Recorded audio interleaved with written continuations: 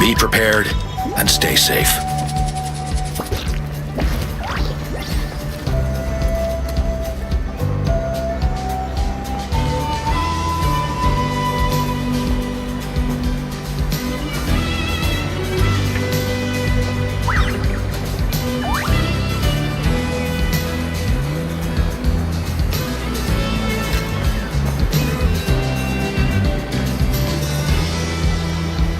Be prepared and stay safe.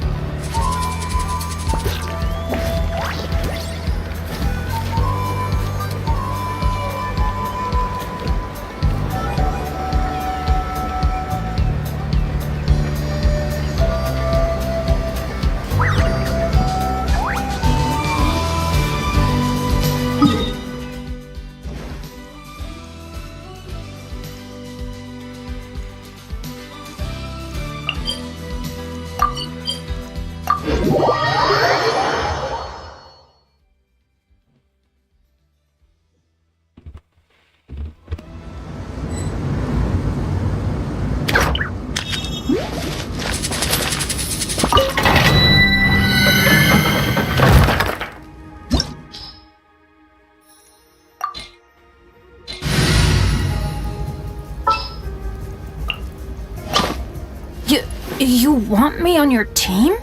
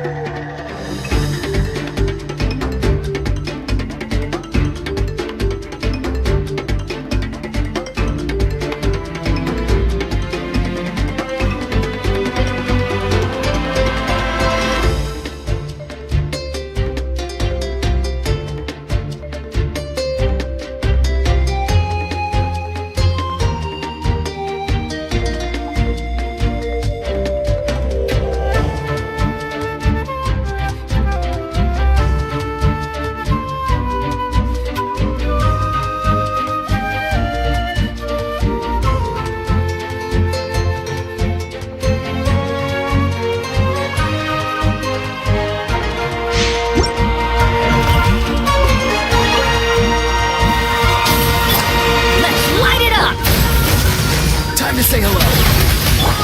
Clouds high. The birds come. Light up the blazing sun!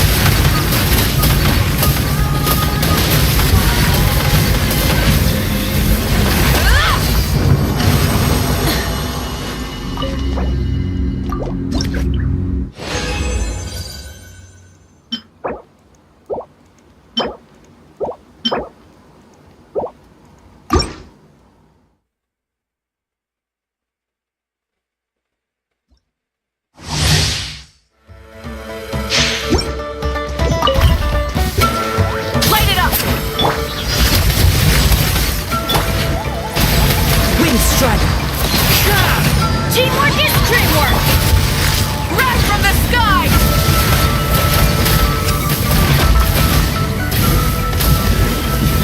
Incinerate!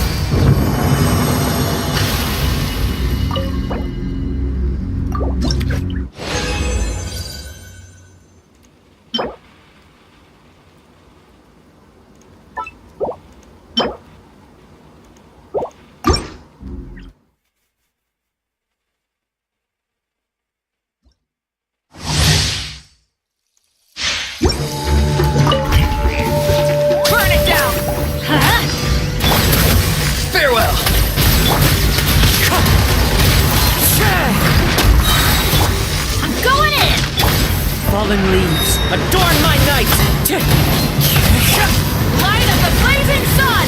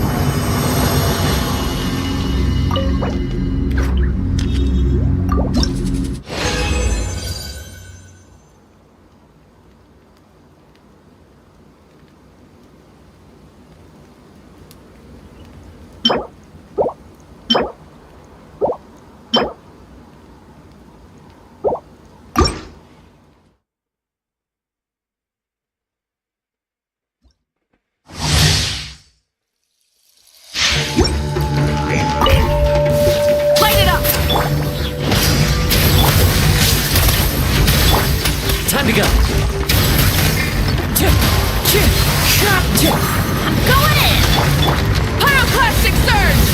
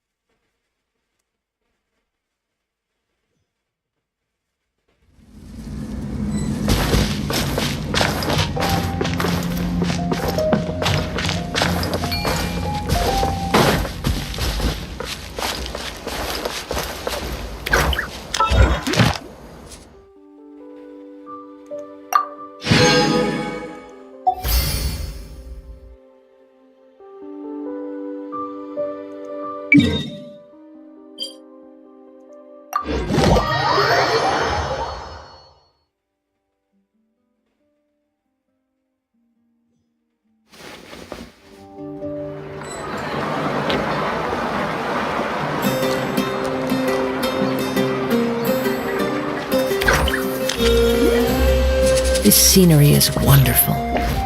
Surely enough to convince anyone to become a wanderer.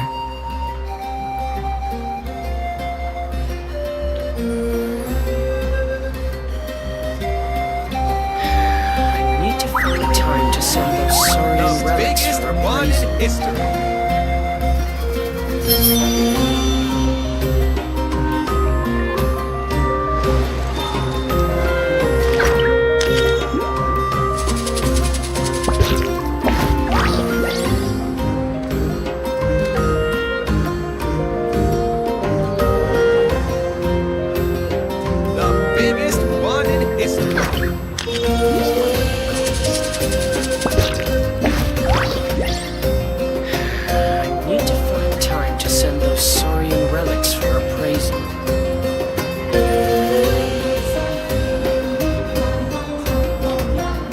Wherever in this world I roam, I carry memories of my home.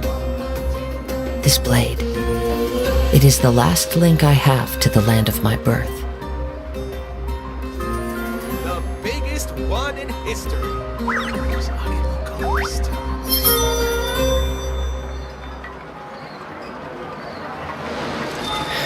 I need to find time to send those saurian relics for appraisal.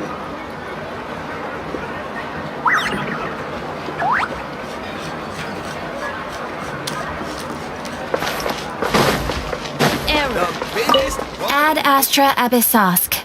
Welcome to the advent. Thank you for completing today's commissions. Ad Astra Abyssosk.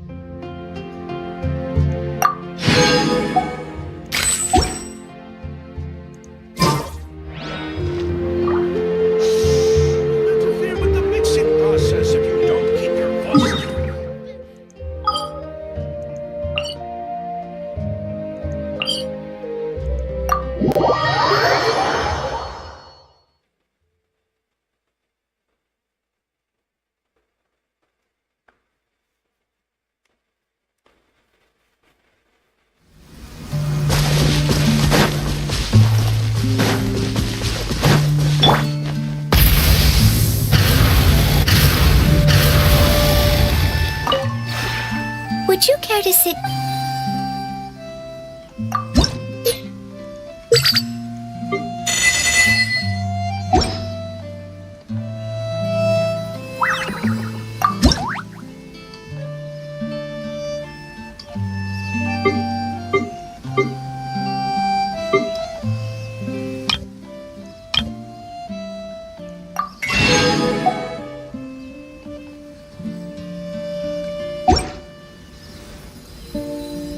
If you ever have it.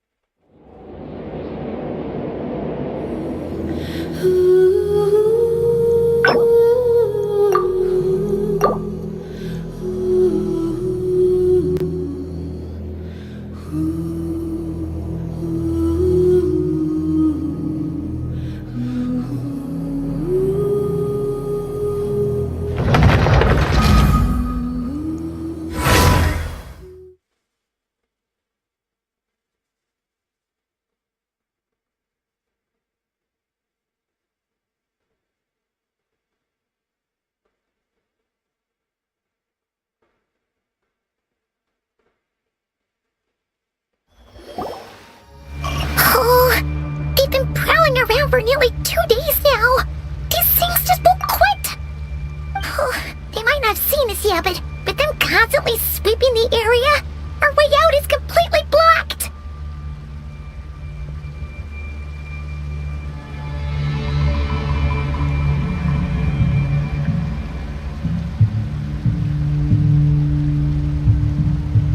Oh, that's never gonna work.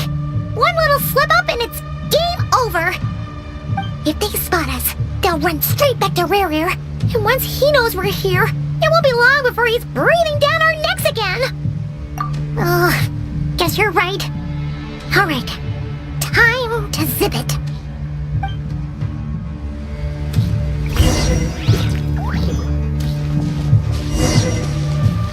Quick, we almost got spotted. Phew, that was a close call.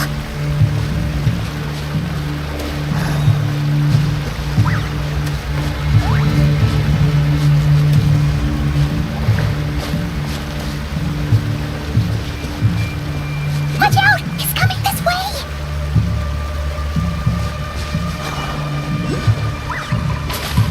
Keep going. We're nearly there. This is the final hurdle.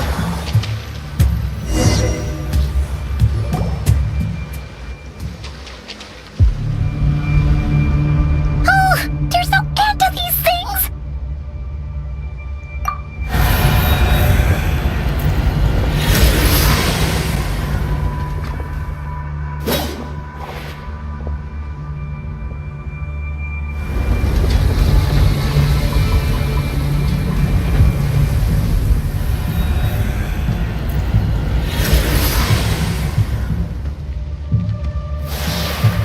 Fire. Fire? Wait, what's that smell? Oh no, there's a fire!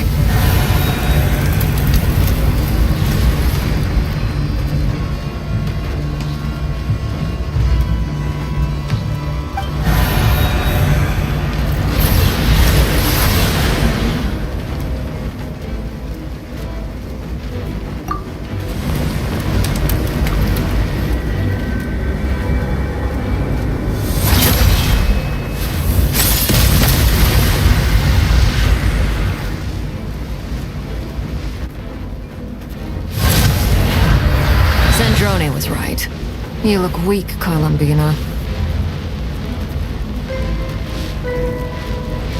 The old you would never have let such lowly creatures bar your way. Word has it that you did something for the Tsaritsa, and that's why you've lost most of your power. Freedom comes at a heavy price, doesn't it? It's Arlecchino! You came! Hello again, Columbina. And greetings, guests of the House of the Hearth. It's been a while, Harlequino.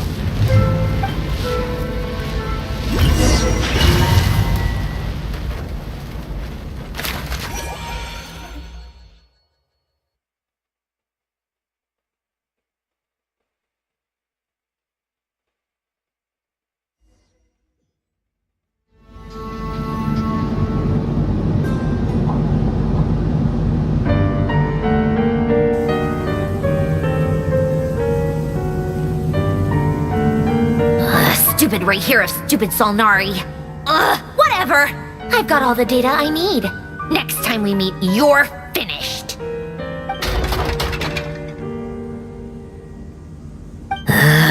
He sure doesn't pull his punches.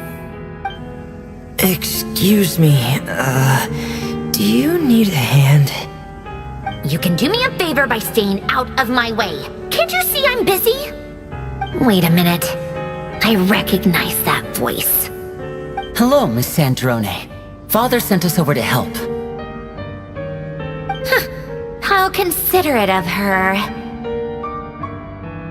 Hey, Fremine, get over here and help me fix this. Lenny, you do your thing. Just keep your sister away from my machines. Nearly every machine that Catgirl touches ends up going haywire. Go put her on cleaning duty or something.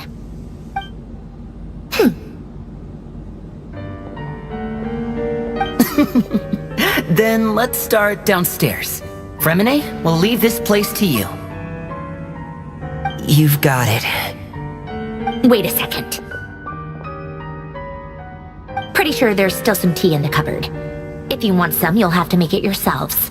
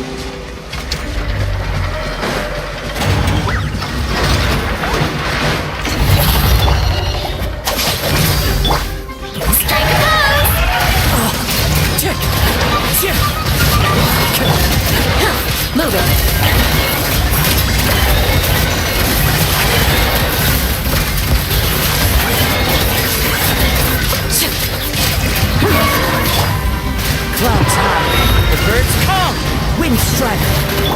So many regrets.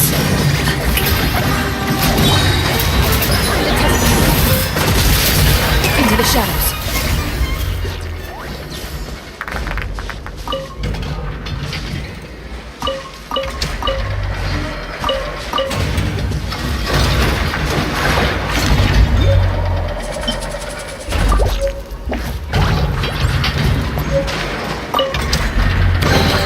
First to find gets to stake their claim. Seems fair.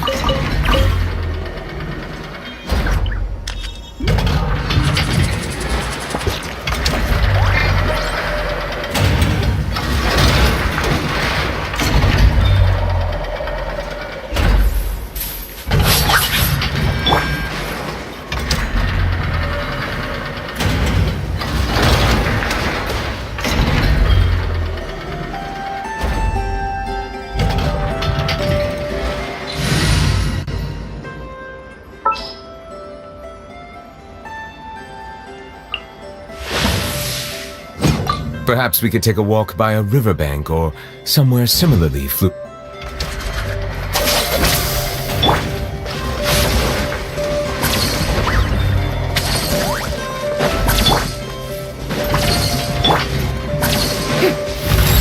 to shine! Be sanctified. Silence!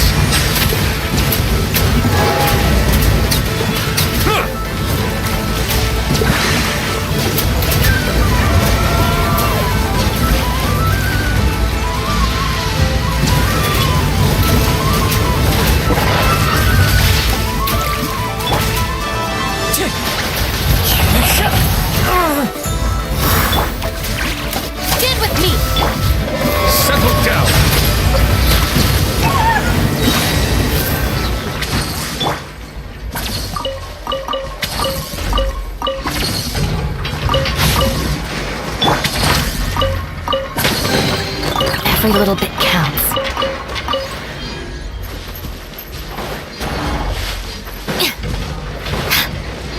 Our bond is strong!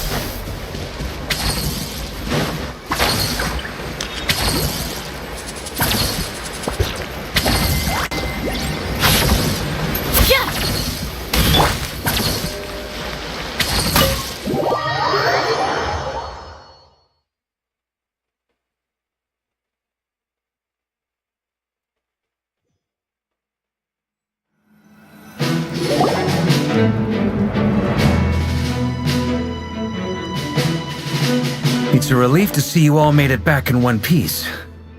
Huh? Feels like there's quite a few people missing. Where's Flint's and the others? And what about Nefer? I returned ahead of them. Flint is helping Ino and Anefa to set up the decoys and buy us some time. As for Miss Nefer... Boss is still wrapping things up on her end. She sent us back to fill you all in on the top secret intel we've been gathering. I see. Then let's get right into it. But first, who do we have here? You brought someone else in to help? Greetings. I was invited here to help as a longtime Tea Party companion of Columbina's. You may call me Arlecchino. Surely it can't be. Those eyes. Oh, where have I seen them before? Wait, of course. In those memories we just saw. The only Arlecchino I know is the fourth of the Fatui Harbingers. So either you share a pretty uncommon name, or you're more than just a Tea Party buddy. You are well informed, Grandmaster. A man from Mondstadt living all the way out here in Nodcry, and yet the people and affairs of Snezhnaya seem to hold a special place in your heart. Oh, the feeling's mutual. Sounds like you know all about who I am, too. A Fatui Harbinger. The atmosphere in here just got really tense. Guess we can't just start trusting Fatui Harbingers, even at a time like this. I must admit, though, I'm a little curious. Seeing as the moon goddess no longer belongs to the Fatui, what makes you so willing to put your neck on the line here? Nor does Nodcry belong to Mondstadt, Mr. Varka. Yet still, you're fighting for it all the same. Things don't always have to have a tangible payoff. Sometimes, stopping things from spiraling out of control is a higher priority than chasing the spoils of victory. Of course, I can't say there's nothing in it for me at all. But that's between Columbina and myself. Forgive me, I don't mean to doubt you. It's just that the Fatui really have been the source of many of our troubles.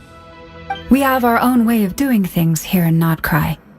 But ever since they arrived, the Fatui have treated us with nothing but hostility. I know there's been a lot of bad blood between us in the past. I've done my utmost to avoid friction whenever I could. But sometimes fundamental conflicts of interest simply can't be settled amicably. That's why I'm here solely in a personal capacity. This has nothing to do with the Fatui. As a gesture of good faith, I'll be frank.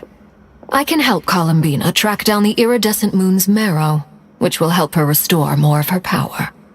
Anyway, what else is on the agenda? Let's begin. She says she'll be frank, then completely skips over the details. Looks like she doesn't want to give away too many secrets after all. But she clearly wants to change the subject. It'd be awkward if I tried to bring it up again now. I guess we'll just have to go along with it. She's the fourth of the Fatui Harbingers after all. One look and you can tell she's not someone you'd want to mess with.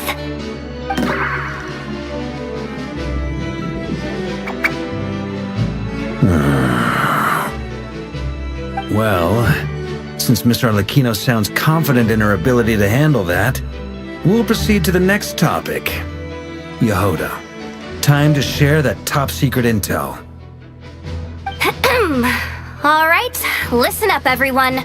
First, we now know that Rerir was originally a Conrian secret agent whose primary mission was to hunt down and assassinate the so-called Dregs of the Crimson Moon.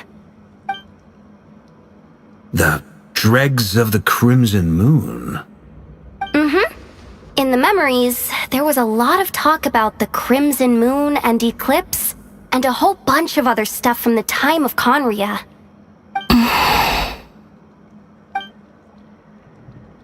To my knowledge, those were the names of two different Conrian dynasties. Long, long ago, it is said that the people of Conria worshipped the Crimson Moon, drawing a mysterious power from its reflection.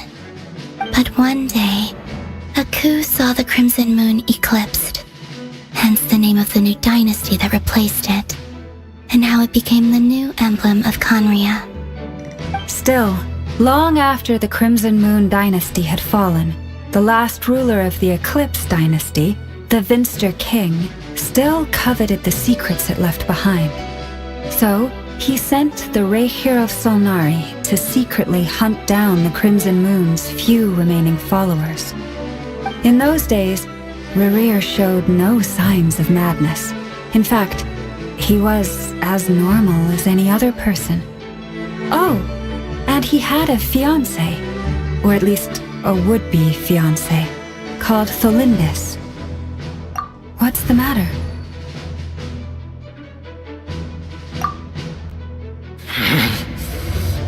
Pitifully, granddaughter. Flinders.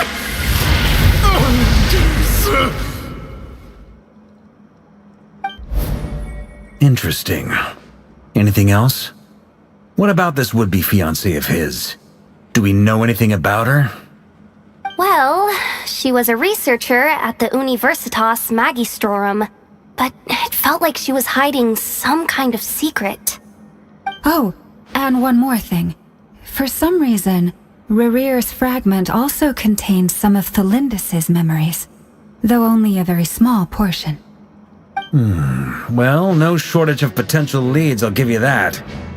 In any case, it sounds like we can conclude that while Tholindis was still around, Rerir appeared to be lucid and quite normal. Tholindis, it seems, must have been the one thing in this world that he couldn't let go of. Tell me though, were these pure-blood Conrians we're talking about here? Why do you need to know that? Hold on. If she was a pure-blood Conrian... Oh yeah! Just like how it was with the captain!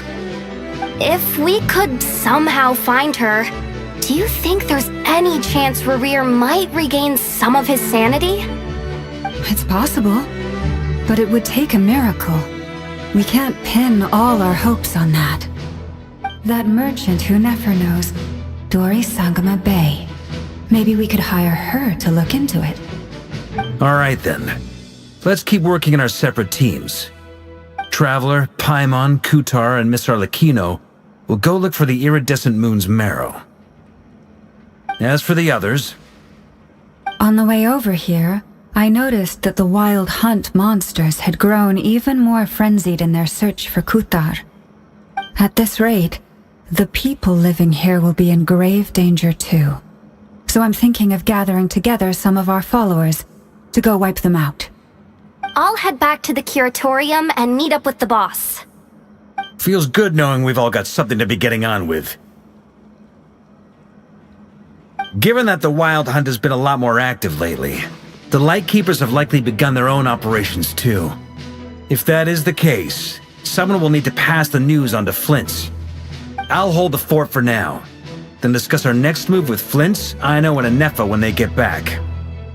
Alright then! Well, the clock's ticking. If that's everything, we'll be on our way.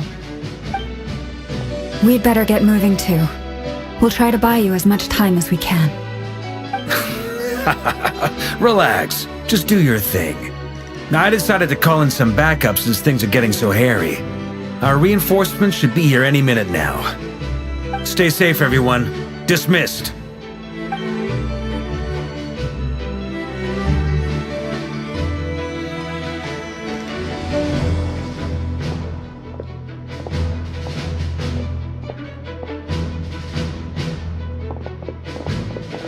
we're back. Did we get here a little early? Or a little late? A tad late. The others have already set off. To summarize, our resident moon goddess has found us a new ally, and Boss Nefer has uncovered some promising info. Everything going smoothly on your end? Not great. I don't know how long we can stall them for. The decoys are getting taken out way faster than we imagined. I'm gonna make some more later, but I need a timeout first. I'm so tired right now. Oh, right! Nefa, could you fill in Uncle Varka on what we just discussed with Flint's? Sure. Uncle Varka, you previously told us about how when you went to investigate a source of the Wild Hunt in Amsvartnir, you discovered that it was just a diversion. But according to Flint's intel, several outbreaks of the Wild Hunt had already occurred in Nodcry in the period leading up to that. That was before Rerir had regained his body, when he was far from regaining his full strength. In other words, in theory at least, he still lacked the means to act in two places at once. Flint's, with everything that's been happening, the Lightkeepers across Nodcry are rallying to fight back against the Wild Hunt. They're gonna need your help. I know, I'm sure you're capable of coming up with something far more effective than decoys. But for now, you should stay here and get some rest. And Effa and I will head back over to Amsvartnir to see if there's anything I missed. I told you Uncle Varka would say that, didn't I? A deal's a deal. Not a word about my snack intake for the next week. Database updated. Reliability of Aino's predictions increased. What does that mean? They were betting on how you'd respond after hearing their intel. It's the obvious choice, isn't it? That's hardly worth betting on. We already decided that Nefa should go investigate the situation over at Amsvartnir on her own. You might as well stay here and keep watch. Someone needs to hang back and oversee our strategy meetings. And besides, you still haven't fully recovered from ambushing Rerir. So I've ended up with the easiest assignment. Well, I appreciate it, everyone. See you when you get back.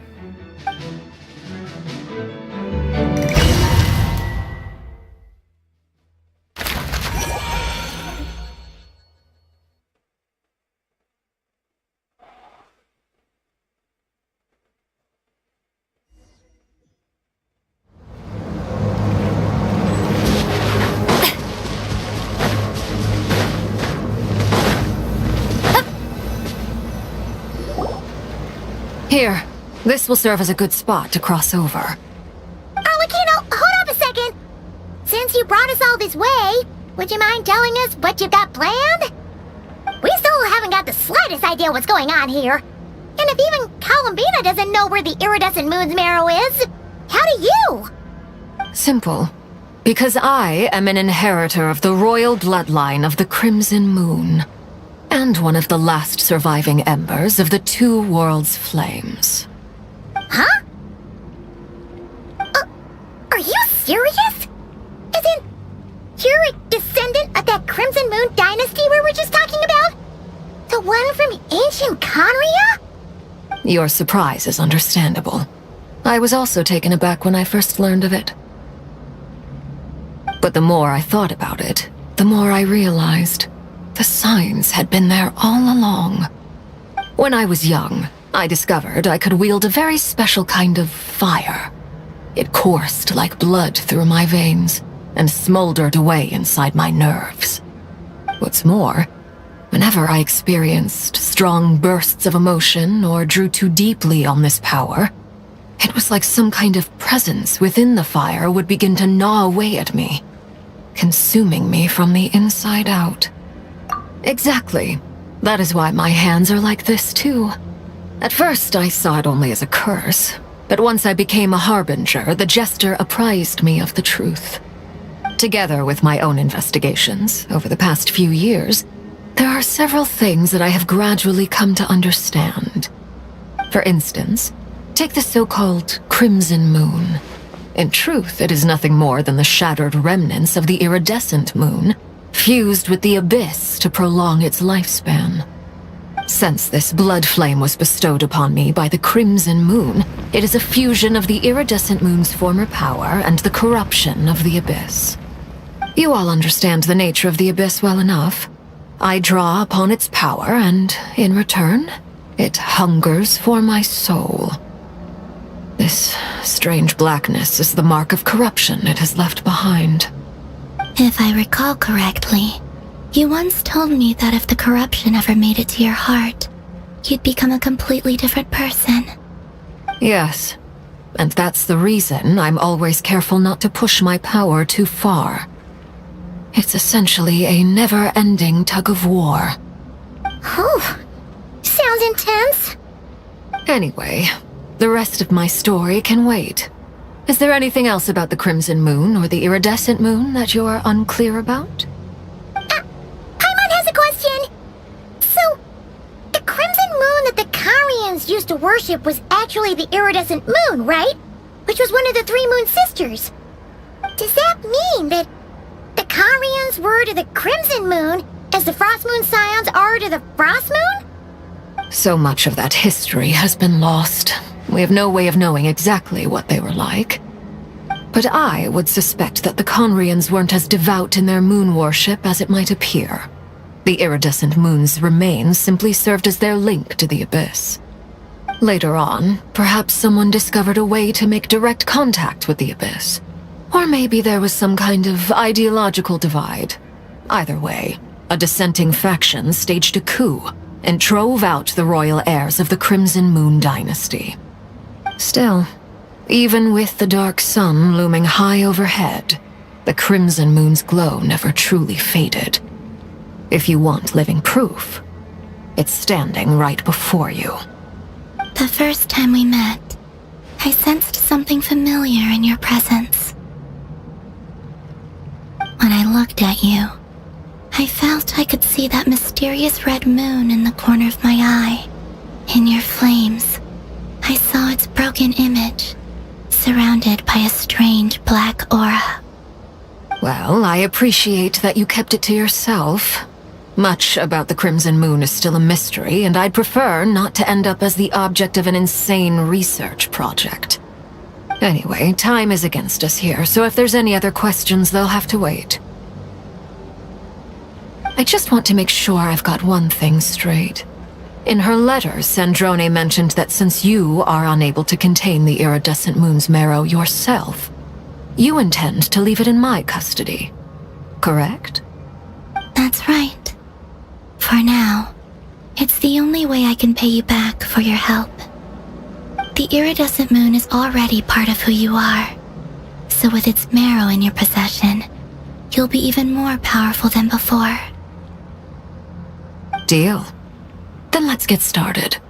Get what started? What does this place have to do with the Crimson Moon? When I first became a Harbinger, the Jester gave me a book called Paranhari, also known as Leobranto Inamorato. You should be able to buy a copy next time you're in Fontaine. It's a love story set in the Crimson Moon era, but setting aside the tangled romances of its characters, it also records a few interesting details. In the Crimson Moon era, or so the story goes, there was an orphanage that received children from beyond the bounds of this world, and subjected them to a peculiar induction ceremony. Beyond the bounds of this world? For real? And what kind of induction ceremony? The Crimson Moon sages looked beyond this world for beings with powers that surpassed the gods. But fearing they might lose control, they subjected these children to a process of refinement. They made these children crawl up a fireplace and kept asking them, "Have you died? Did you see it?" Until they finally admitted to having died and seen a crimson moon. The adults embraced the children who passed the ritual, telling them, "Within the fireplace, you have traversed the flames between two worlds. Here and now, you are born anew." The book leaves much unsaid, But I suspect that this was their way of branding the children they had enrolled, leaving an indelible mark upon them so that they would forever live in the Crimson Moon's light. That explains why I can't sense the Crimson Moon's marrow in this world. It makes sense that it would be sealed in a special space that can only be accessed temporarily through some kind of ritual. But there's no fireplace here! Do you see a chimney anywhere? Oh, are we supposed to build it ourselves? Okay, fine. Paimon will go find some bricks. That won't be necessary. The fireplace is purely symbolic. The key to the ritual is crossing the flames between two worlds. In other words, the flames that burn within me. Those burned away by such flames leave behind a kind of ghostly afterimage in the world. In the days of Conria, people believed they could be used to bridge the gap between the two worlds of life and death. In short, I can open a passage to that space for you. That's the easy part. The catch is I'll need to stay on this side to keep the passage open, so I won't be able to come with you. Once you're inside, you'll have to find your own way. Very well. Then I'll open it up. Traveler, spare me a little more moonlight if you would. I may need it.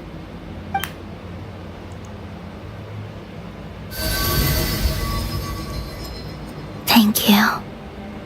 I feel like I've recovered some of my strength now. It should be enough to move us across short distances and confront whatever dangers might await.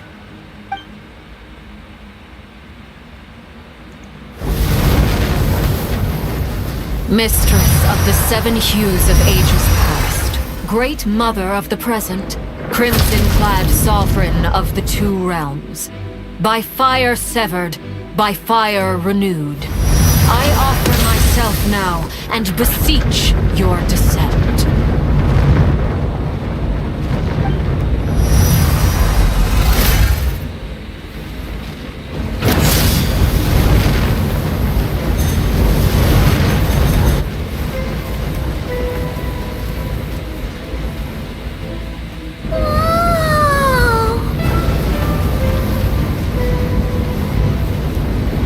One word of advice.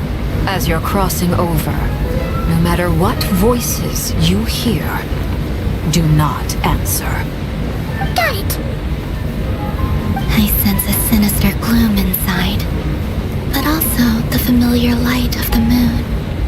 I feel that I am about to meet an old friend who has changed beyond all recognition. All right, let's go.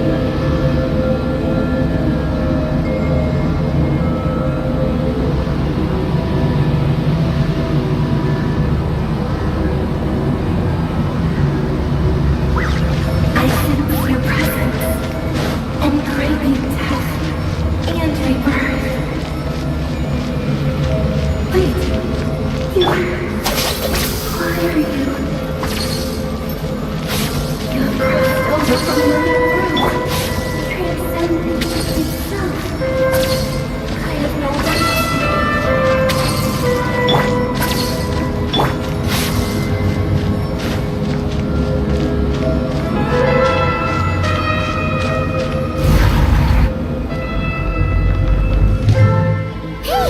Look up at the sky!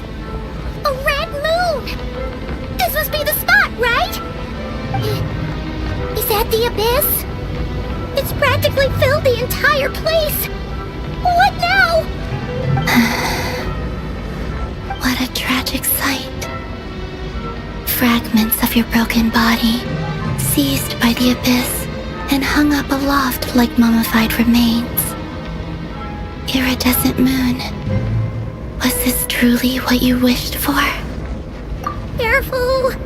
There's something spooky about this place. Feels like something is lurking in the fog. Paimon's right behind you. Whatever you do, don't run off without her.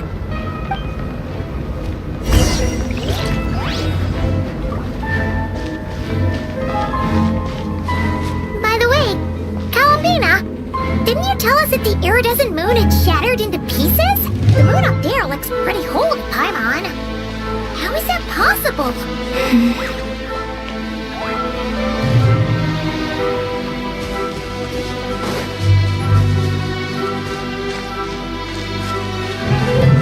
Silence!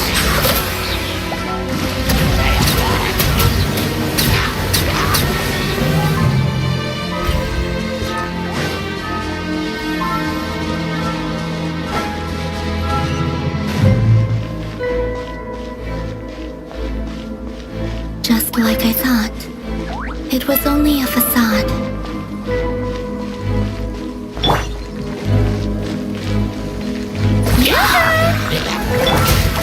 Wind strike!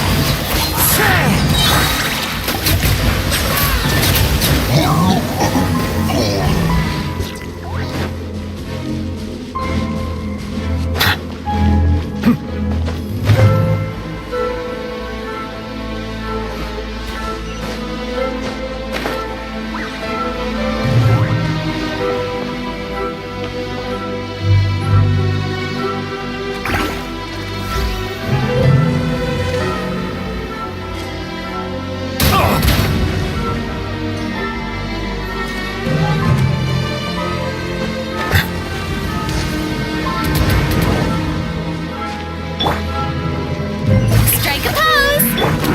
Stand with me! Settle down!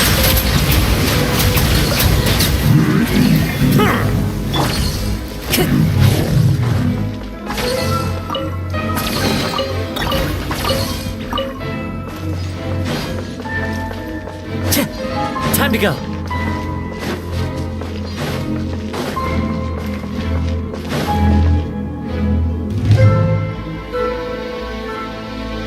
Huh? Huh? For real? That's way too high! There's no way we'll be able to reach it! No. I'm not sensing anything up there. It's coming from under the mountain. Let's see... Ah! There's some kind of weird shadow over the water! Wait, see that? Looks like a mechanism of some sort! Let's check it out!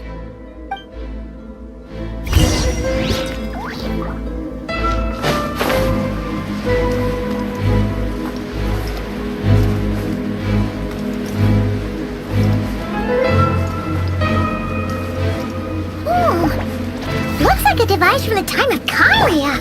Maybe people once came here to study the Crimson Moon's domain, and they left this behind. Oh, if we can activate it, we might find some clues.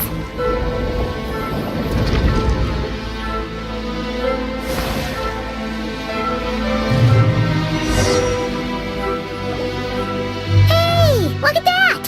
Now that the mechanism's running, the shadow in the water looks different.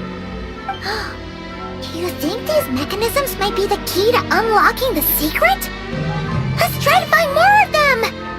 Felindus, we'll leave the rest of the research in your hands. We'll be heading back now. I hope this isn't ruining date night. Mind your own business. Just leave me some snacks on the table. Felindus? Is that Rere's girlfriend? How come we're hearing her voice here? Oh yeah!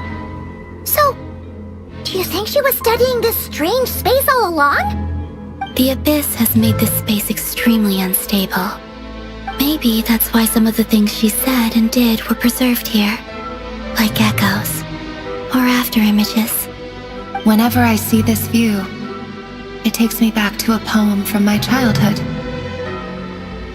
Waning moon, oh lifeless damsel, weeping on the mountain crest. Mourning still in wistful tone, her fragile soul now laid to rest. For me, of all people, to be here investigating the mysteries of the Crimson Moon space. Is it a coincidence? Or something more?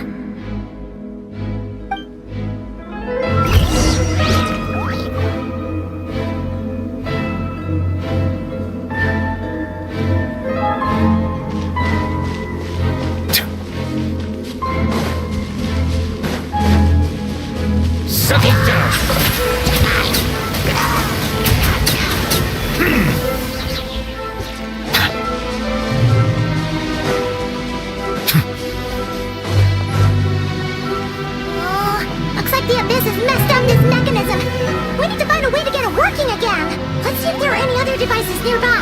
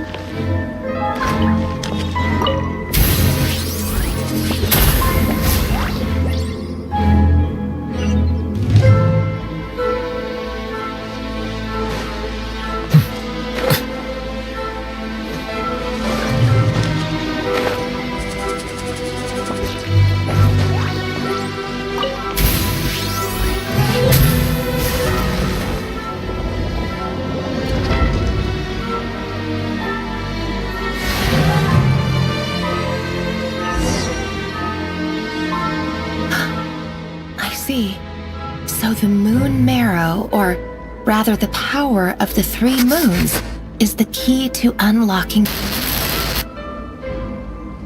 If it really does exist, then maybe this madness can finally be put to an end.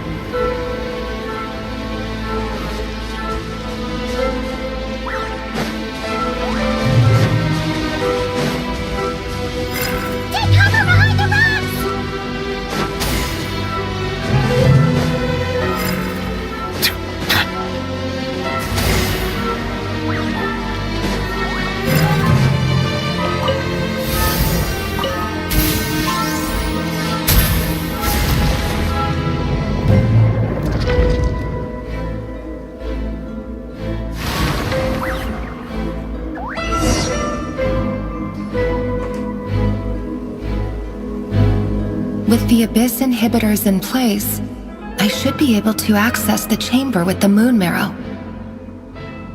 Oh, Rerir, with every step you take, you're drifting further from what you truly desire. But you're not the root of the problem. Ever since that outsider set foot in Conria, the Vinster King has sunken deeper into madness. If only I could get my hands on that outsider.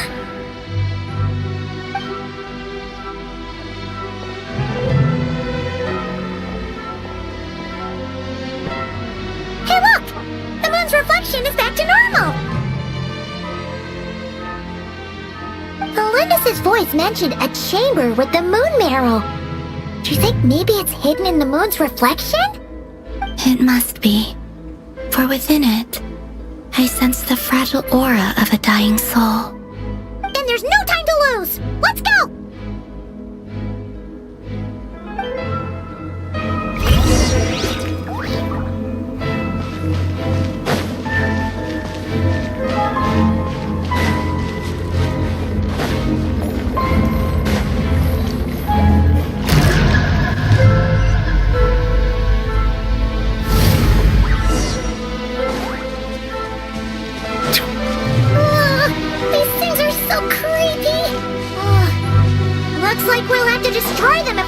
to the iridescent moon's marrow.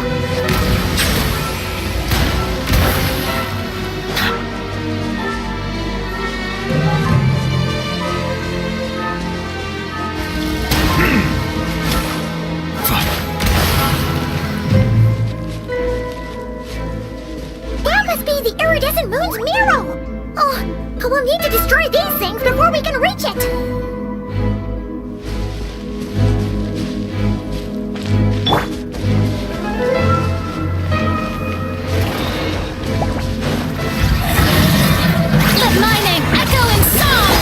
Fallen leaves, adorn my night! Wind strike! Let the mighty be humble!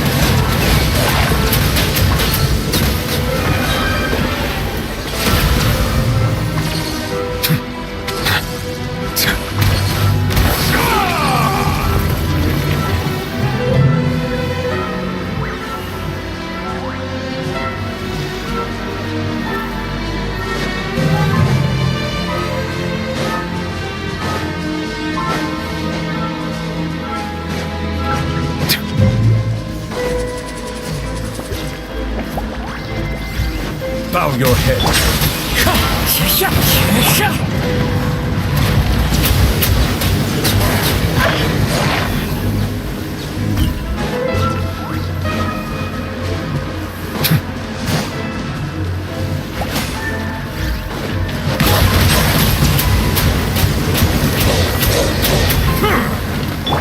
Wind strike! Our bond is strong.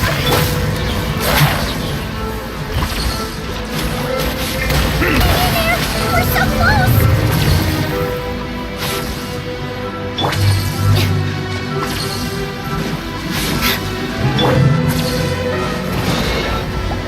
Shower me with praise! Silence!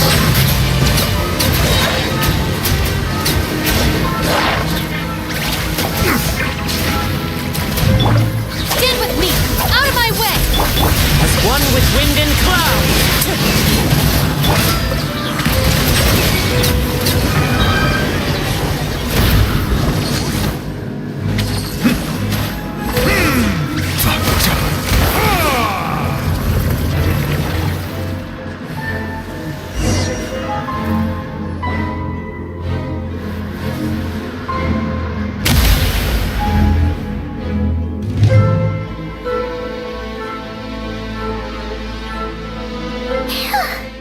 I finally did it! The iridescent moon's marrow, still burning away like an undying flame, yet now contaminated by the abyss. It has taken on a new form entirely. If we can purify the abyssal power within, we should be able to obtain its untainted essence.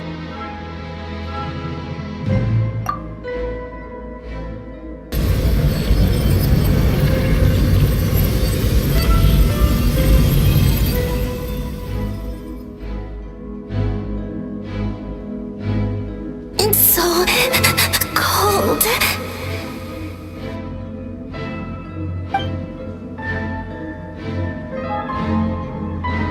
Is it you? Are you here? Huh? Are you talking to us? At long last, I can see you once more. Our fates have crossed, and I am finally free. I'm sorry, I lied to you. Even knowing what was to come, I still couldn't let go of the fear in my heart as death drew near. The moment the moon shattered, my body began to split apart piece by piece. Like I was being cut into pieces by 1,000 blunt blades. My thoughts scattered as the cold crept in. But I could not bear to fade away like that.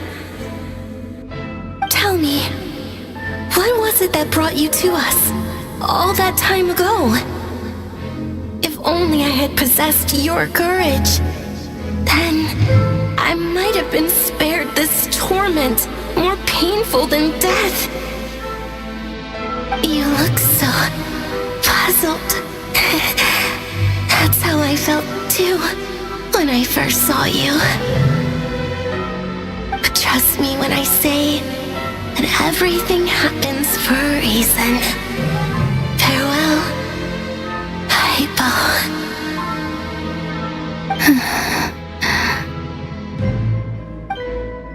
What was that all about? Was that the goddess of the iridescent moon? Oh, it sounded like she was speaking to a long-lost friend. But none of us have ever met her before, right? Perhaps. She took me for the goddess of the frost moon she once knew.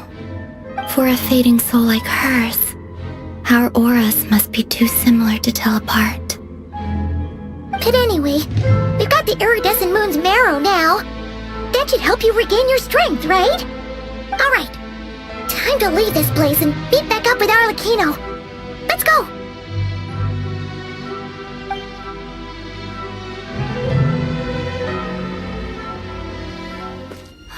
That's odd. This place looks different than when we came in.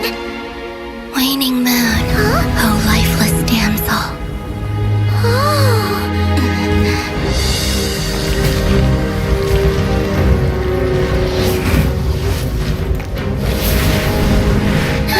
Hurry! The place is collapsing! It wants to trap us here. Who's it? The Abyss? Now we've taken the moon marrow. All that's left here is a dark will. It will show us no mercy.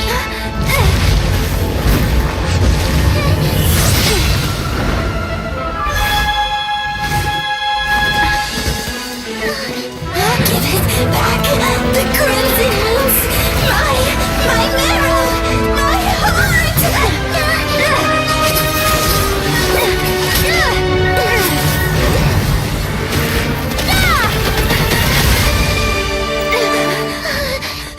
Finally! Huh? Oh no! The exit's blocked! They're back! Now what do we do? This is where you fall. Witness my rise. What are you waiting for?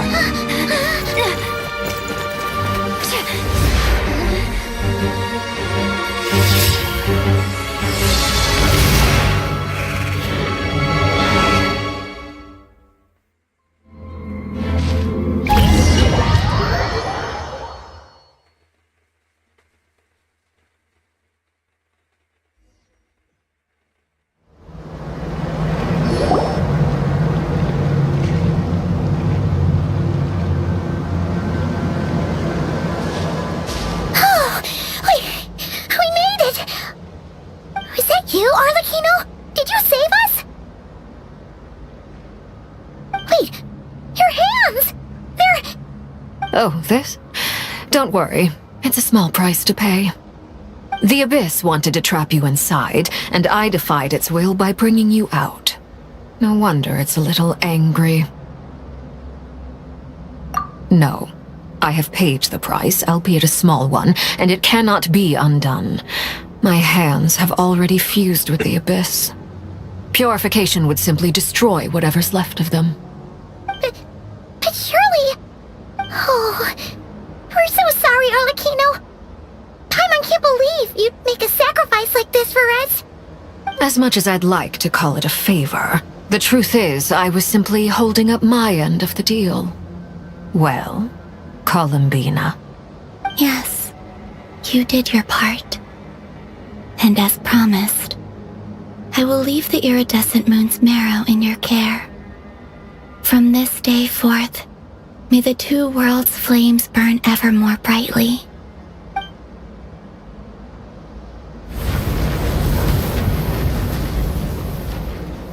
I'll take that as a blessing. Now, Columbina, give me your hand. Accept this moonlight I offer in return.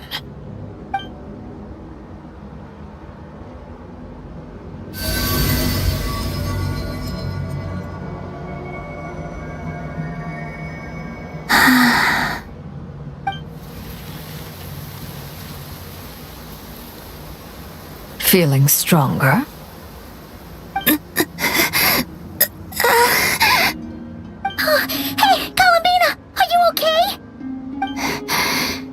I'm fine. Our powers are a little at odds, that's all. By the Frost Moon's authority alone, wielding the power of the other moons was always going to be a stretch. Still, I think it's fair to say that your strength has returned, at least to the level it was at as Third Harbinger. It's still not enough. There's no way I can hope to challenge Rayrear like this. Just one more ray of moonlight, if you would. It's okay. I can take it.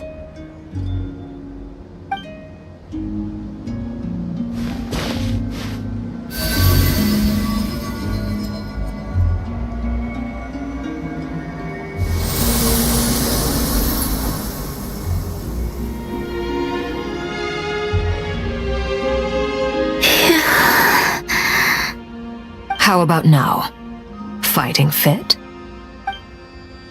At the very least, I won't have to stay hidden like before. I want to see him gone from Not Cry. The Rayrear of Solnari and his wild hunt must be sent back where they belong. Well, it's good to have something to aim for. You certainly seem more alive now than you did earlier. When I first met you, you didn't strike me as a ray of moonlight. More like a wisp of fog drifting in from who knows where, ready to scatter at the first sign of a breeze. But now, you're full of vitality, just like the Frost Moon, once the brightest of them all. May you keep shining, Columbina. This is who you are. Thank you. Look after yourself too, Arlecchino. I know you have plans of your own, and that's why you're always seeking to grow stronger.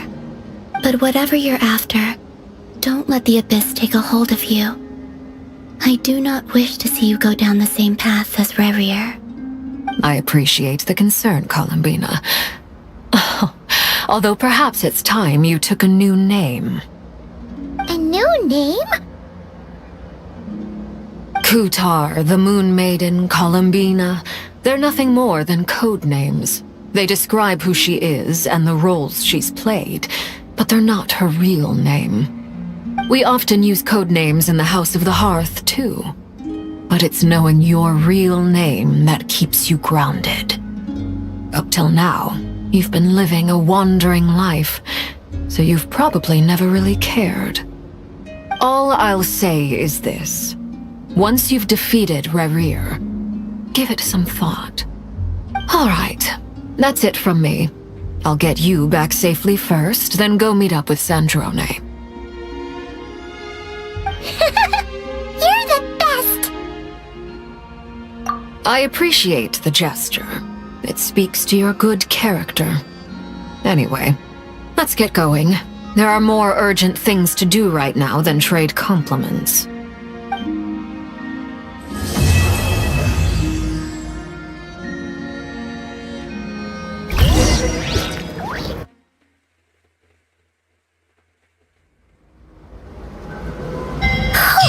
It was a close call, but we got the iridescent moon's marrow and restored Columbina's strength, and that's all that matters. In other words, mission accomplished. Paimon wonders how ever...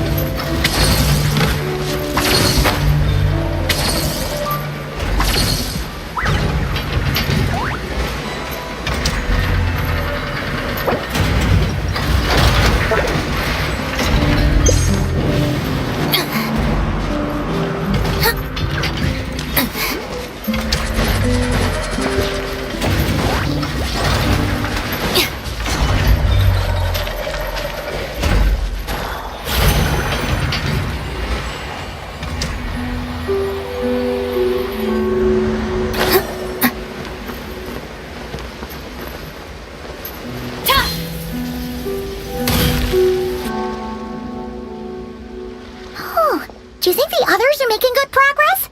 Hope it's all going smoothly. Oh, hey look! They made it back as well! Flint's! Llama! How did it all go? All is well, thank you. Nefer and Yehoda had to stay at the curatorium to wrap things up, so they won't be joining us for now. I ran into Miss Anefa and Miss Aino on the way back. Their work is still in progress, so I suspect they won't be back for a while either. You seem rather cheerful today, Mr. Flint's. I certainly am. I achieved what I set out to do and came away with more than I bargained for. Fighting alone can get quite tedious, but I had the good fortune to run into a pair of brave young warriors. We meet again. How have you been? Albedo! What are you doing here? Thankfully, tracking you down turned out to be a lot simpler than we envisaged. These two courageously lent me a hand while I was fighting the wild hunt. When they told me they were Servarka's colleagues, it all made sense. And given how people of outstanding talent tend to cross paths, it's no wonder you're already acquainted. So, who's your travel buddy, Albedo? Why don't you come and introduce yourself?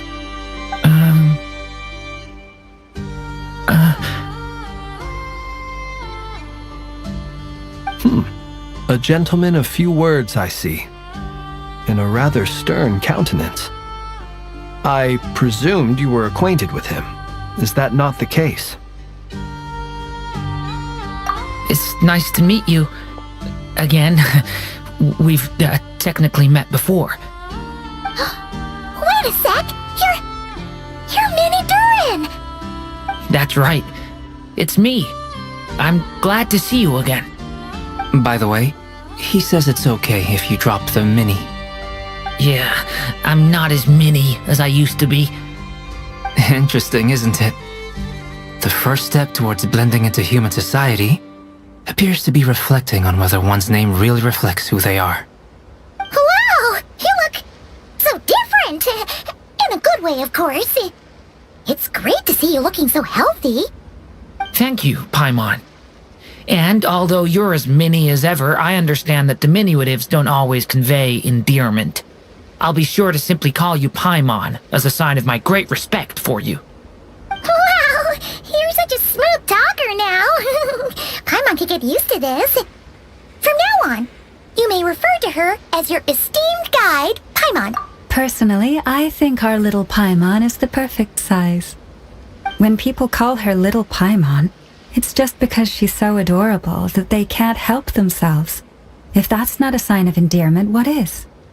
You're absolutely right, Miss Lauma. My brother still has a long road ahead of him when it comes to understanding human relationships. Anyway, speaking of long journeys, didn't Columbina, leave with you? How come she isn't back yet? She's been catching up with old friends. Wouldn't be surprised if she stopped for a cup of tea or 10 on the way back. Uh-oh. People are talking about me. Hope it's nothing negative.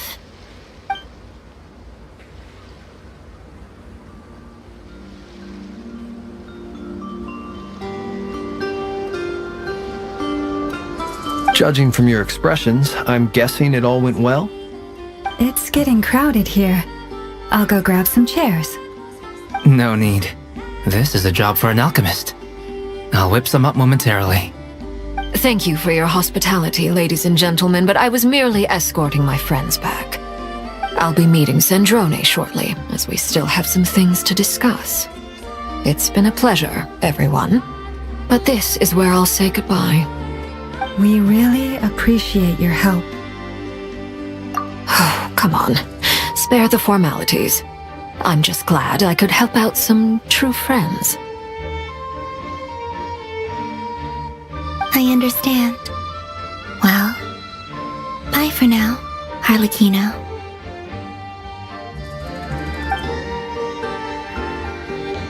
Oh, this place is hopping. It's probably a good thing one of us left.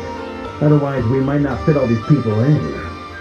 Are you saying we're about to run out of chairs? As a matter of fact, I am. Come on in and see for yourself.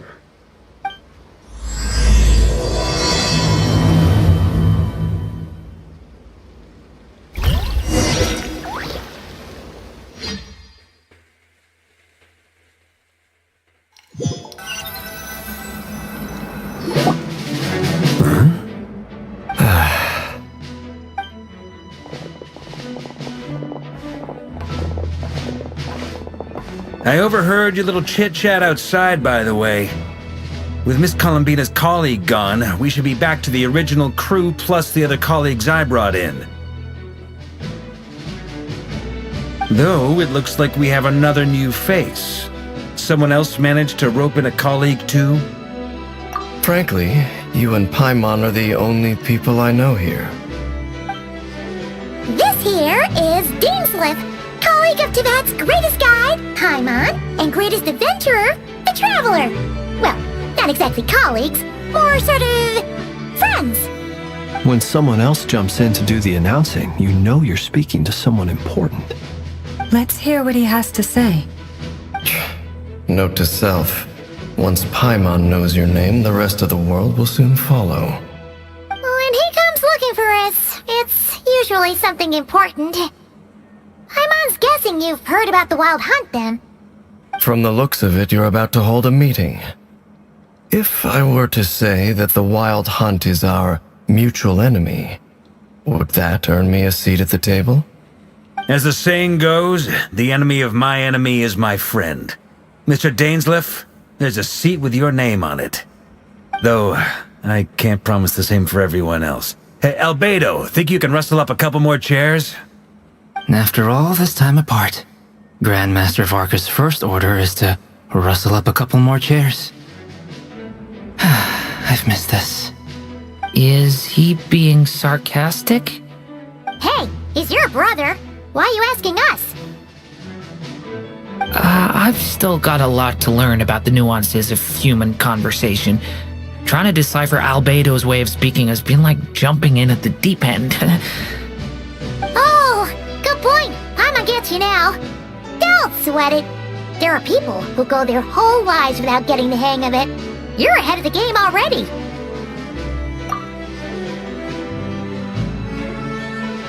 I wonder what's taking Nefer so long. Perhaps you should go and check in with her. If anyone can hurry her along, it's you.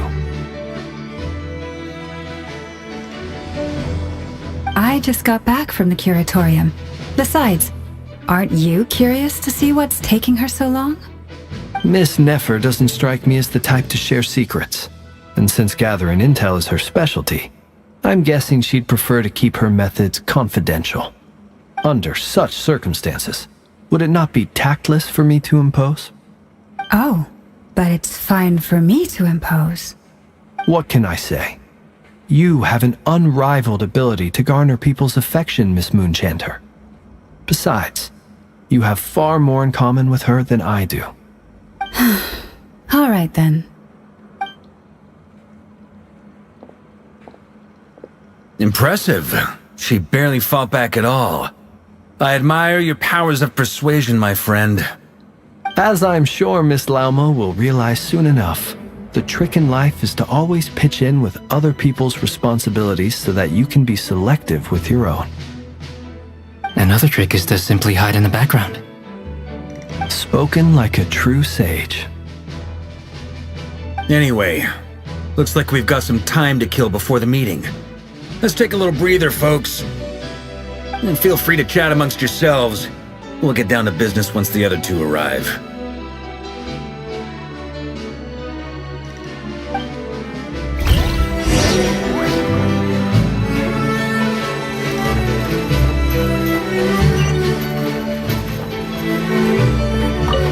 Truth be told, I can't remember the last time I was in a meeting with so many people. You're not alone there, my friend. The Lightkeepers also struggle to bring everyone together for a serious discussion. I don't doubt that. I've only ever met two Ratniki, one being you, and the other being that young guy, Eatlua. Eatlua is a good apple, I'll give him that. He's kind, honest, and regularly delivers supplies to my lighthouse. A true Ratnik to the core. In that sense, he puts me to shame. So you're what? A fake Ratnik? That's what it sounds like you're saying. But I get the feeling that's not quite what you meant.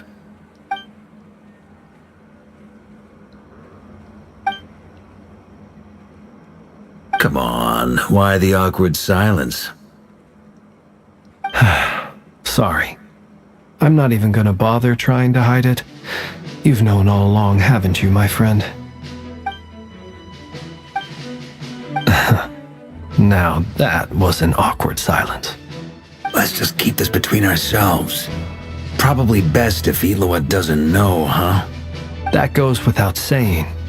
Gotta be careful what you share with youngsters, after all. Anyone else in the know? Let me guess. The Traveler and Paimon? It's dangerous being too sharp for one's own good, you know. Then, in the name of the Animo Archon Barbados himself, I swear your secret's safe with me. When we went for drinks, you said that you and Barbados were practically best buds. In the light of that claim, do you really expect me to take your oath seriously? Of course. Just as long as you don't go spreading around the fact that I'm close with Barbados, all right? Fair enough, then. Nothing like a bit of mutual leverage to seal the bonds of friendship.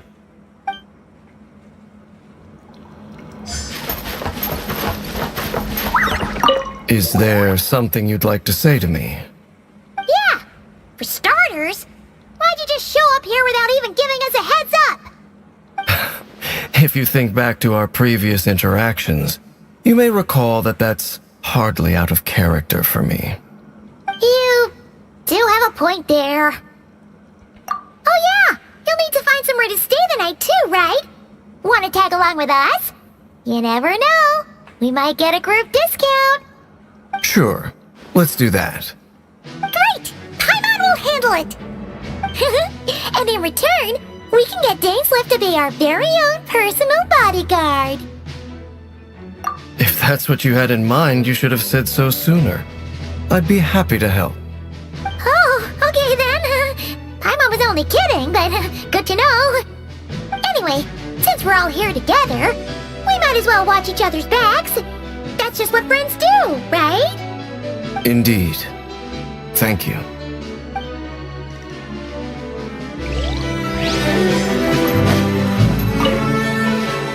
You're both awfully quiet. Why don't I start us off with an icebreaker? Much obliged. Have either of you ever had your portrait painted? If not, I'd be glad to help. That sounds like a lovely idea. You know how to paint, then? I dabble occasionally. He's an excellent painter. Tables, chairs, people, dragons, you name it. He'll paint it for you. I'm flattered. If I ever get the chance, I'd like to give it a try myself. I'll bear that in mind. Anyway, how about you, Durin? What sort of portrait would you prefer? Oh, I'd be fine with anything. Whatever style feels best to you. Very well. Then I'll play it by ear. You can replicate any style I want? I can try. If you show me a sample, I'll do my best to match it. Thank you. In that case, I'll dig up some reference material for you.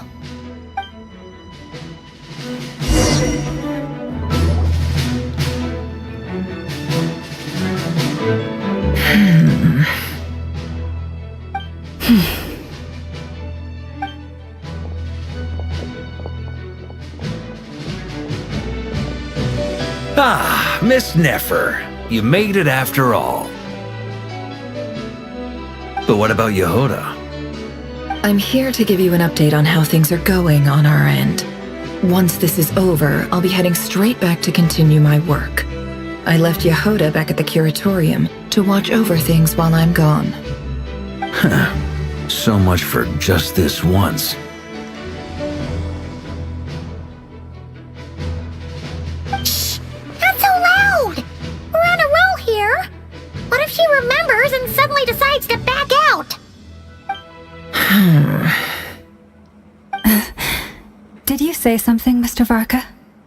Huh? I didn't say anything. Right, Flintz? Must have been a frog. They get so noisy around here at nighttime. It's like they're putting on a concert in the background. Anyway, before we begin, there's a few introductions to make. Let me start by saying that it's an honor to be speaking before so many distinguished colleagues and collaborators. First up, we have Miss Lauma. As Moon Chanter, She's the leader of the Frostmoon Scions, a local religious community in Nodcry. Then there's Miss Nefer, boss of the Curatorium of Secrets, an intel gatherer extraordinaire. Nefer is leading the investigation into Rerer's background, assisted by Yehoda and Lauma. From the little I've heard, they're making some great progress. Over here, we have Mr. Flintz, a ratnik and guardian of the abandoned lighthouse. In our last operation, he courageously distracted the Wild Hunt to buy time for the rest of us. For those of you who've never met, this is Mr. Albedo, a renowned alchemist and captain of the Knights of Favonius investigation team. By his side is a new face for us all, myself included, Mr. Durin, who's come to lend his aid. Next up, we have the Moon Maiden and former Fatui Harbinger, Miss Columbina. Then we have the Traveler, who's earned more titles than I could possibly hope to list out, so I'll spare you the rundown. And Paimon, the ultimate travel companion and quite possibly the best guide in all of Tevat. Wow! That's a lot of people! Great turnout! Miss Nefer, it looks like you might have another job coming your way, so, congratulations on the booming business, I guess. You think I haven't got enough on my hands as it is? Who's looking for me now? That would be me, Miss Nefer. I have a commission for you. And you are? Who I am doesn't matter right now. What does matter is that I'd like you to gather more intelligence about the Recher of Solnari.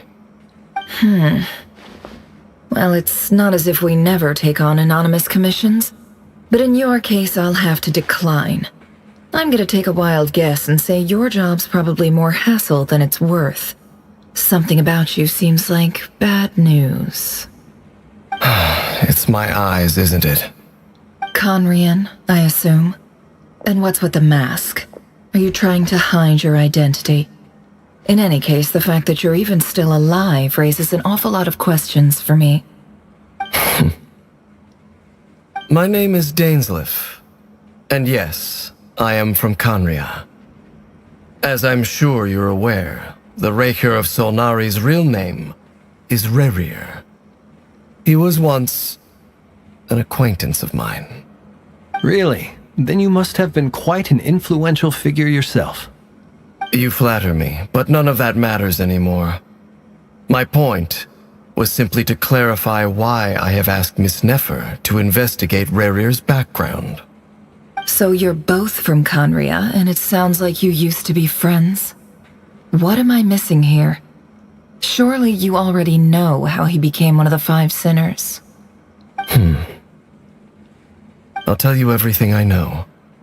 The history of Conria, the names and identities of the 5 sinners. I remember it all like it was yesterday. I have never spoken openly of this before. But the truth was exactly as people say. The 5 sinners were each driven by their own desires, and it was by playing upon these that the Abyss tempted them to their fall, tearing Conria apart in the process. The visionary, Vedafanir, who wished to foretell the future. The wise, Haroptatir, who sought limitless knowledge. Gold, Rhindaughter, who desired to create life. The foul, Sertologi, who pursued supreme strength.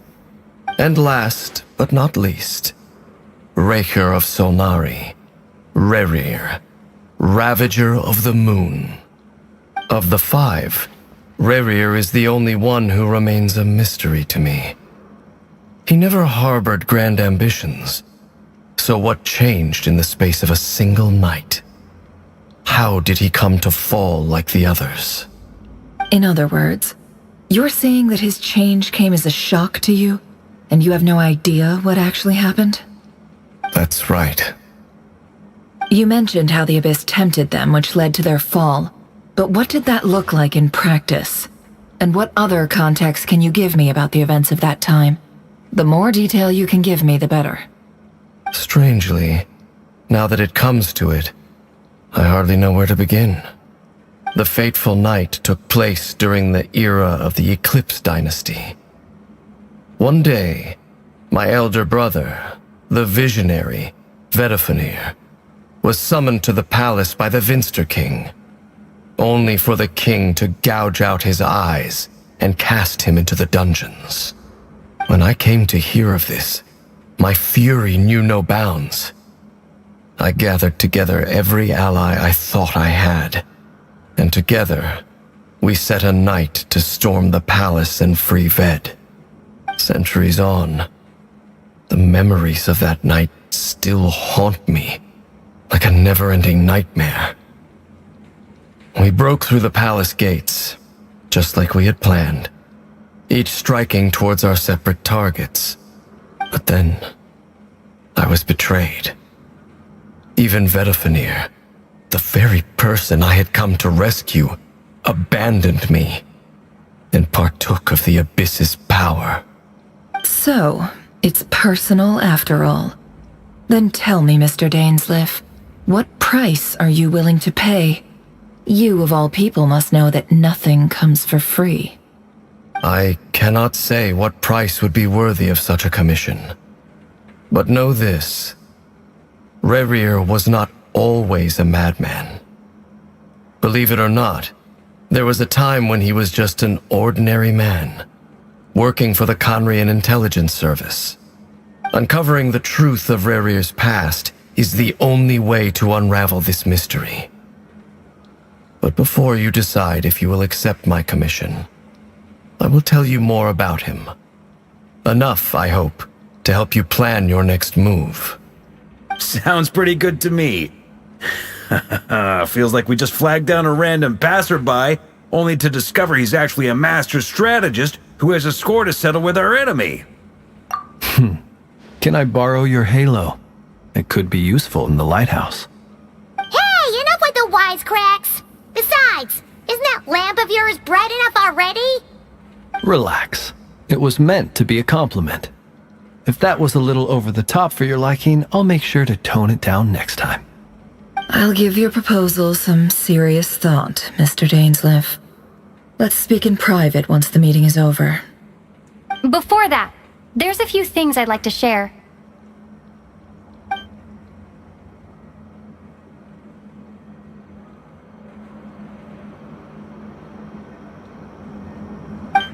Now that we've united the hearts of the three moons, your power should be greatly enhanced. But it seems like that hasn't happened yet? I believe it will take a little longer. You've done so much for me, so I want to be completely honest with you all. Even though I'm doing a lot better now, the truth is, my recovery will likely be an ongoing process. From the moment I was born, my power has been slowly ebbing away. And that is because Tevat has never accepted me. Even with the moons united as one, it seems my rejection cannot be undone. So far, I have yet to find a solution. It may turn out to be a problem that will plague me until the day I finally leave this place behind. Even so, I will do everything in my power to help you drive out the Rayhir of Solnari. As Arlecchino put it, this is not about chasing the spoils of victory.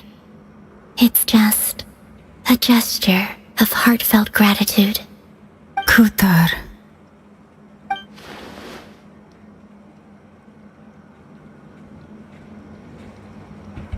Defeating the Rayhir of Solnari will be no easy task. While my strength slowly recovers, we'll also need to gather more intel. Naturally. We should take all the help we can get if we hope to defeat him. We've considered several viable plans now, but our choice hinges on the answers to a few key questions. Is it even possible to kill Rerir? What experiences shaped the person or monster he became? And what's he really after? Given Albedo's expertise in alchemy, I think we should leave him to try and answer the first of these questions. Understood. As for the other two, I'm afraid we'll have to count on you again, Miss Nefer. Believe me when I say it's not my wish to burden you. But right now, relying on your skills is our only option. So you're placing all your hopes on me, huh? We can't thank you enough for agreeing to help us. Honestly, I can hardly believe how lucky we are. You sure have a talent for changing your tune, Miss Moonchanter. Timid like Yehoda one moment, then flinces insincere flattery the next. Ladies, please. I must object to your portrayal of me. That's all. Feel free to keep bickering. Just pretend I'm not here. I almost don't want to leave this room. I'm curious to see how this plays out. I have faith in you, Miss Nefer. Something tells me you'll stand by us until the very end. Oh? And what makes you so sure of that? What if I suddenly decide that my compensation is insufficient? This isn't about the money. I can sense that you've got a deep-seated distaste for Rerir. And knowing you, that alone is motive enough. Look at them getting along so well. Like two peas in a pod. And I'm the one they accuse of insincere flattery. There is no justice. Miss Lauma, you have to understand something. Unlike you, I don't actually enjoy having everyone's hopes on my shoulders. Is that right?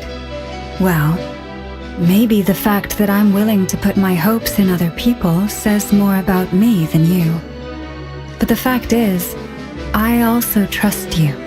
And that's because I know that you're someone we can count on. Anyway, we've got our plan, so let's get moving. Mr. Dainsleif, let's talk. And Traveler, once we're finished, if you've nothing else planned, I'd like you to come with me. This whole experience is teaching me a lot.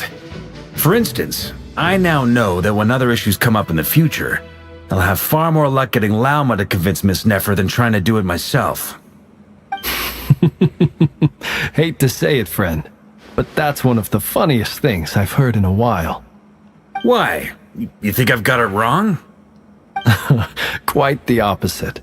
But what makes it so hilarious is how long it's taken you to realize.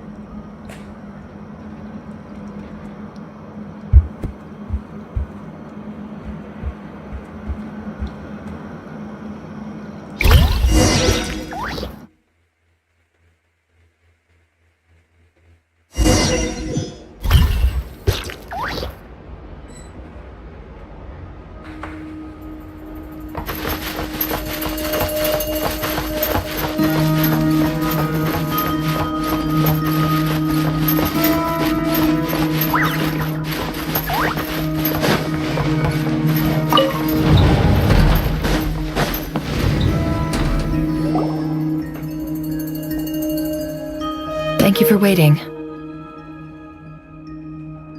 It's okay. We actually used the time to help Dainsleif get a room at the hotel. That's very considerate of you. Now, I trust you share my curiosity about Rerir's past, and you seem fairly familiar with Mr. Dainsleif already.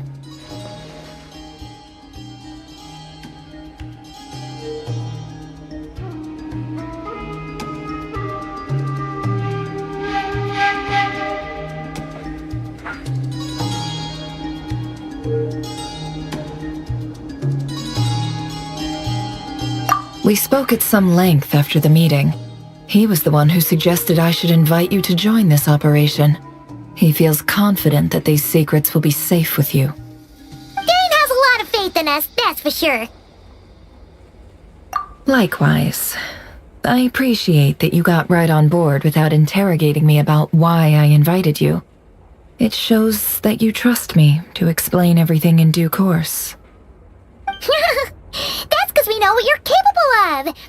We appreciate you too, Nefer. You might have been forced to help in the beginning, but this time, it was your choice. That's one way to put it. Another is this, that once a decision's been made, it's set in stone. After that, my only goal is to see it through. Alright, so here's how it is. I'm going to access Rarier's thoughts again using my confidential method. Now, I'm sure you've seen things like this before on your travels, so you're surely well aware of how dangerous it can be. The reason I've gathered you all here is to ensure my safety during the proceedings. I plan for us to enter the fragment of his consciousness together, and once inside, I will focus on searching for information. Think of this as a diving expedition into someone's brain. If I'm the diver, you are my safety equipment, tasked with keeping me alive while I'm under the surface. Once the ceremony begins, we will all be spying on privileged information. But in the interests of safety, you must remain absolutely silent at all times. We will discuss our observations after the ceremony has concluded. Lastly, any individuals of a weaker constitution are advised not to partake in the ceremony. In any case, Paimon has her own job to do, which requires staying in the room but not joining the ceremony.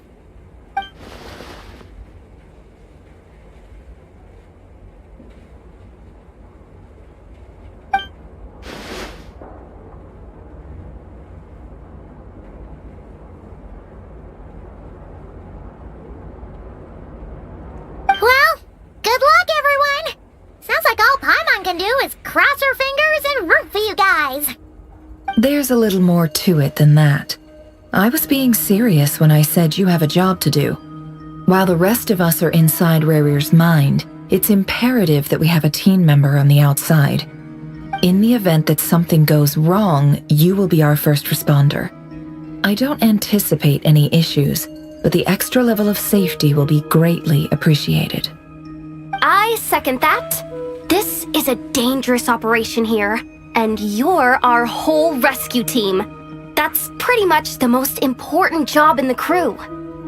So, Paimon's like the lifeguard? Yeah, that makes sense. Alright, got it. Good. Please, take a seat. We'll get started momentarily.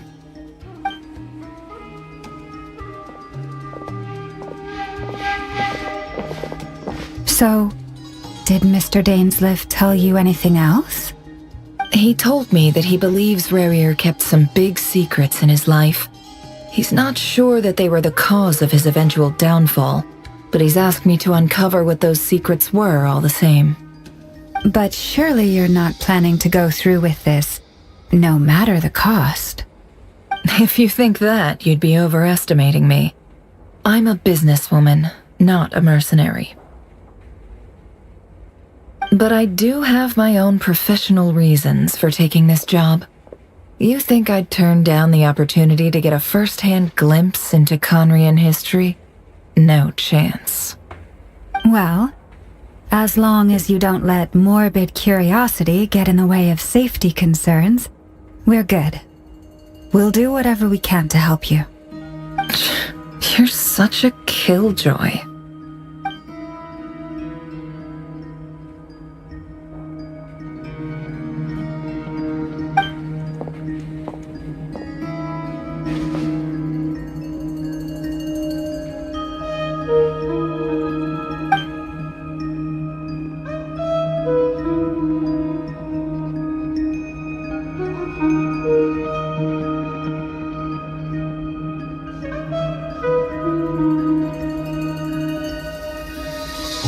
All right, I'm good to go.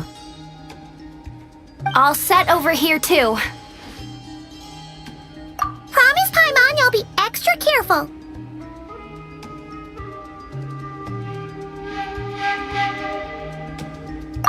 All right. Let your whole body relax. We're about to begin. Close your eyes.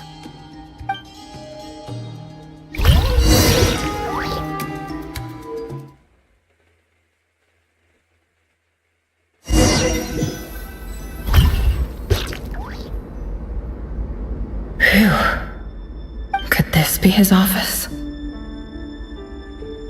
Pretty standard setup. Bookshelves, paperwork, files. According to Dainsliff, Rarier used to be an intelligence operative. Chances are there's plenty of top secret intel stashed away in this room. Is this where you keep your secrets, Rarier? Can't say I'm not looking forward to this.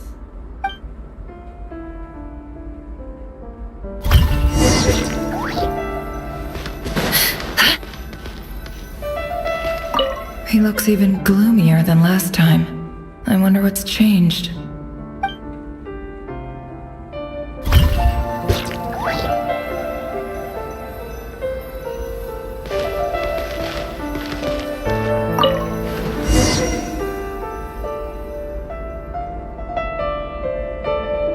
Today's files are in. Time to wade through them just like usual.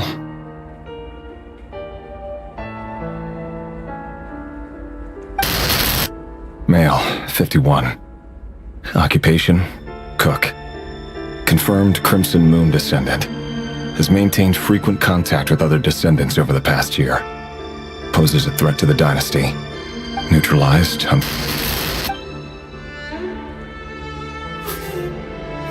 This one should be archived under purged targets.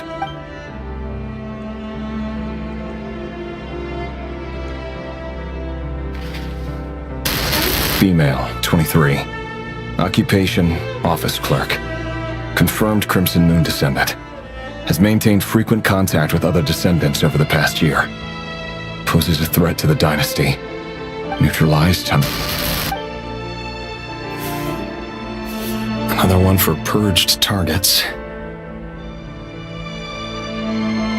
Sounds like she was that other man's daughter. Never mind.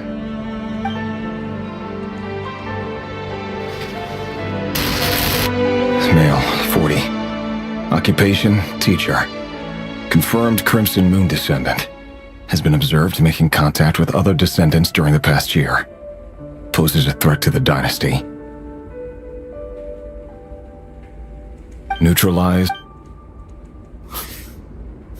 Just another nobody, come to think of it, I remember.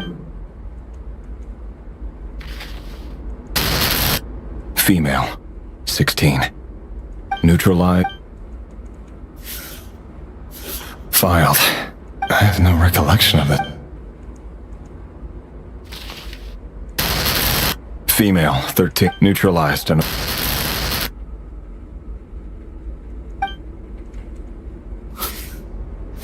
Filed.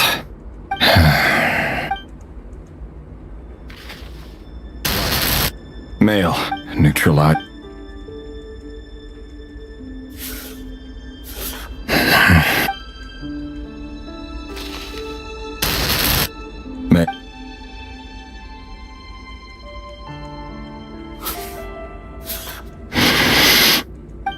It's funny, isn't it? Your job is becoming both harder and easier at the same time, depending on how you look at it. Sooner or later, the Crimson Moon descendants will be completely wiped out. But as their numbers dwindle, they become harder and harder to track down. That's not how it is. Fortunately, however, most of the able-bodied adults have already been taken care of. The remaining weaklings will be increasingly easy to deal with. No! No. My job is to ensure the survival of the Eclipse Dynasty. And the only way to do that is by eliminating any and all potential threats. It's a perfectly legit... Every single one of my colleagues can attest to my fairness. And if my friends were aware of the facts, I know they'd back me up too. Assuming, of course, that they were aware of all the facts.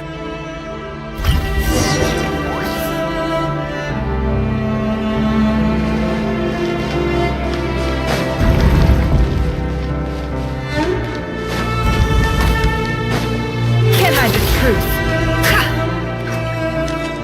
Mr. Vedifalnir, it's been quite some time since we last met.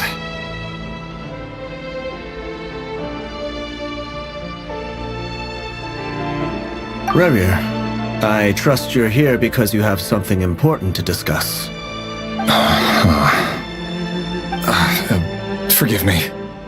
I wasn't tuning out, it's just, I noticed you didn't even phrase that as a question. As if you knew I was coming. Tell me, does someone in your position ever feel the need to ask questions at all? It is indeed within my power to foresee certain things. Things like your arrival. I was just thinking. It won't be long before I'll be inviting both you and Dane to my wedding. That isn't a lie, but nor is it a fact as such. It's a wish, isn't it? No fooling a prophet, is there? Ever since that day we met for drinks, I knew it was only a matter of time before you came looking for me. Does it feel good? Knowing how the future will unfold. I'm afraid the notions of good and bad fail to capture the complexity of what such a power entails. Once you've seen what will come to pass, it can be all too easy to succumb to fear and melancholy. Unless, of course, you learn to abandon these feelings.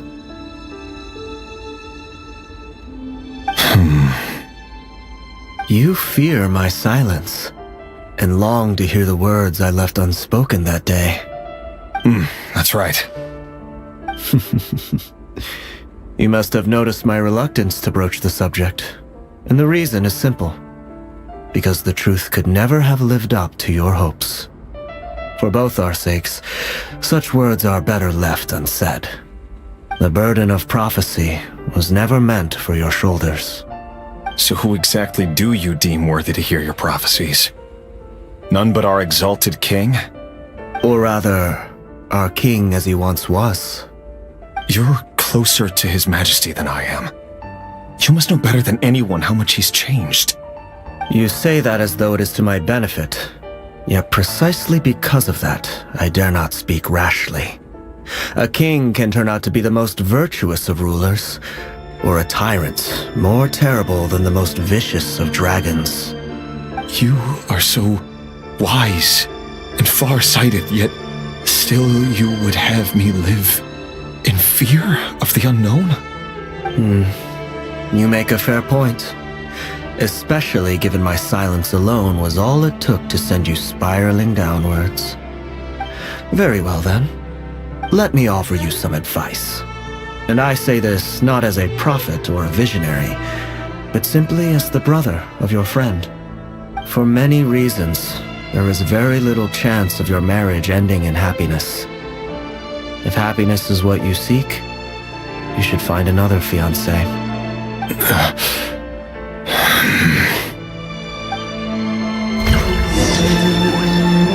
Hold on. There's that same black fog again. Could this memory belong to Thelindis? Guess I'd better tread carefully.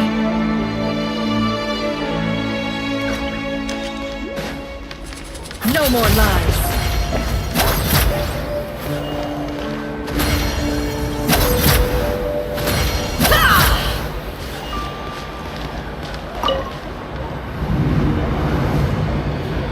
Wait. Hear me out. This time we finally got a clear look at his face and learned his true identity. His name is Rerir, and he claims to be one of the king's guards. What did you say? A cruel irony, isn't it? The man you're set to marry leads a double life as a brutal executioner. Why are you telling me all of this now? Simple. It's because I want you to kill him. You are the only person he would never suspect. No, absolutely not. I would never dream of doing such a despicable thing. So you'll just stand by and watch him slaughter us to the last. Do not forget that the blood of the Crimson Moon flows in your veins too. The blood of the Crimson Moon? What does that matter now? The dynasty has long been dead and gone. You think that alone is reason enough for me to throw away everything I have? Why wouldn't it be? You two were once a child of the Crimson Moon, just like me. Don't tell me you've never felt so much as a flicker of fury for the way we were trampled into the dust. As long as you promise to abandon this pipe dream of restoring your dynasty, I can try to persuade him. Or have him persuade the Vinster King. Persuade the Vinster King? Do you even know why he's so obsessed with hunting us down? Why he keeps trying to force us to hand over our secrets over and over again? Or why we refuse to give up on restoring the dynasty? The Vinster King. A blind fool. His eyes clouded by powers from beyond this world. A petty little man with a miser's heart. And he dares to sit upon the throne? Mark my words. Sooner or later, Conria will fall. And it will be his doing. If you can't bring yourself to do it, so be it. Just you watch. It won't be long before calamity descends upon us all. The Rehir of Solnari. That really is quite a secret you've been keeping from me, Rerir. But who am I to talk? Am I really any better? I've kept my own past a secret this whole time too. Love should be built on honesty. But ours was born from lies. And yet, is it really so wrong to hide things that would only make life harder? If we don't cover up the parts that no one else should see, how can we go on pretending to be normal? Vedifulnir must have known all this. And that's why he made his prophecy. In the end, nothing stays hidden forever.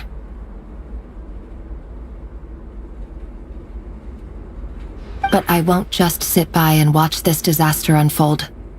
I'll do everything in my power to protect what I cannot afford to lose, no matter who I have to face.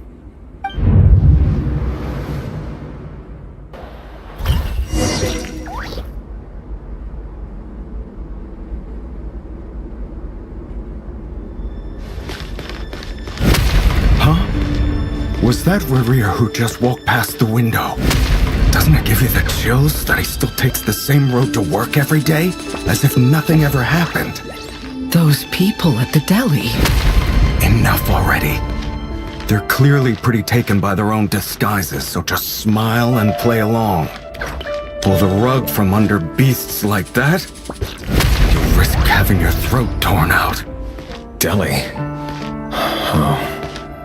They're talking about those people from the opposition. I'd almost forgotten they used to run a deli.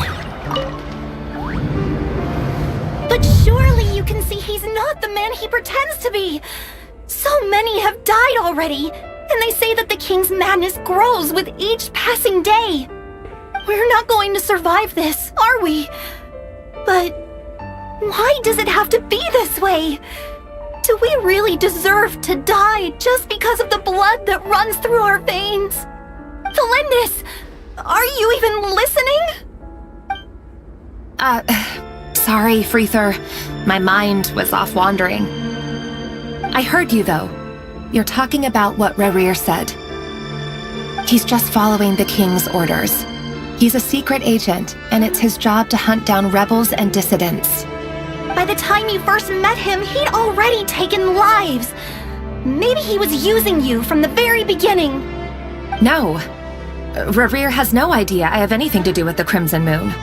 My family are only distant relatives of the main lineage, and besides, my eyes are perfectly ordinary.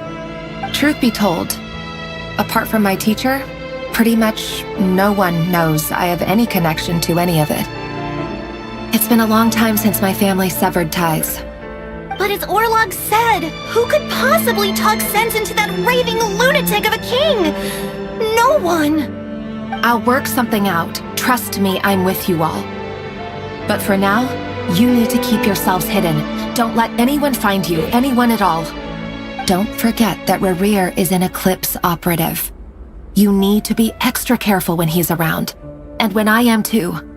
For now, don't come looking for me. And if anything happens to me, just act like we've never met. If even you can't escape this, what hope do the rest of us have? But after all this time together, surely he wouldn't lay a hand on you. I won't speak in his defense, nor can I give you a clear answer to that question. But I'll do everything I can to put an end to this. Here, hold on to this. If an opportunity to escape presents itself, take it. You'll be glad you took some spare change. You call that change? But what about you? I've got a job, and there's still money coming in. But you can't go anywhere right now. Please think about yourself for once.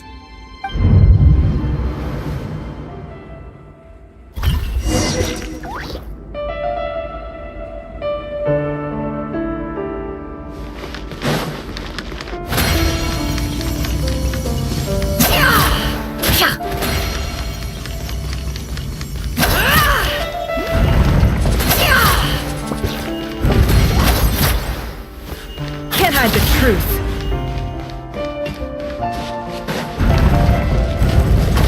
Another day, another round of assassination training. Training ground is just beyond this hidden passageway. When you kill a person, doesn't it bother you when you end up covered in their blood? Why would it? Aren't we all just walking blood bags?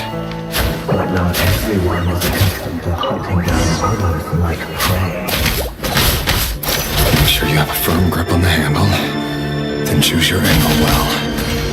Your movements light and brisk. Prey won't sense a thing. I bet no one's ever died a quiet death in your hand. I work clean. No traces.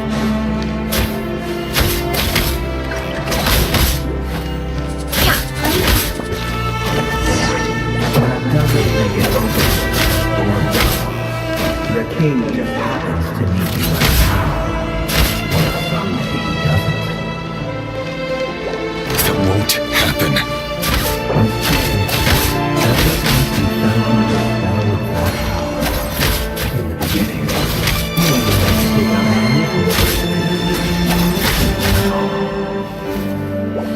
The ones I've dealt with have always been guilty, and I've carried out my work flawlessly.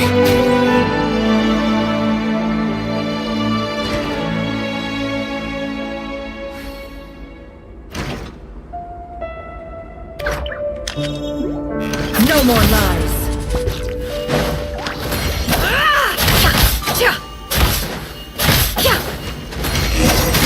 You knew all the right things.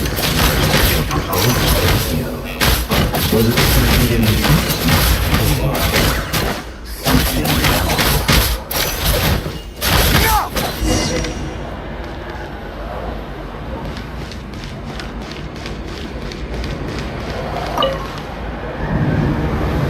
Delindis, do you still remember Orlog? Orlog. The boy who was pretending to sell flowers. Yes, we did. What about... I just don't get it! After everything he's... Or does it mean nothing? No, that's not... I need to go now, if you...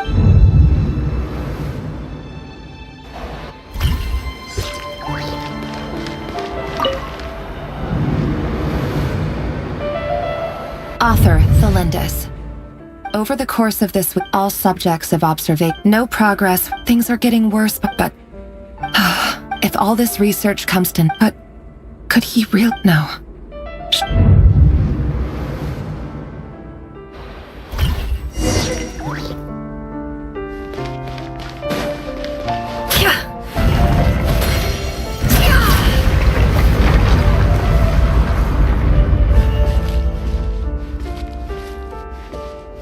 Why won't you just let us go? We don't even know each other. All we want is to live ordinary, peaceful lives. You want to live?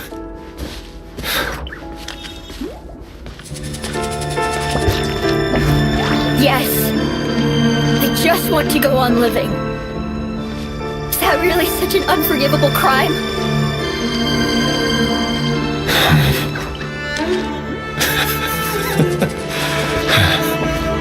You want to go on living. I want to keep living too. To keep living forever.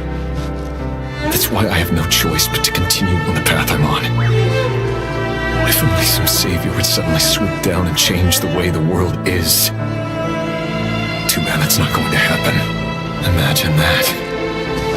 If there really were such a person, you and I wouldn't be standing here like this, would we?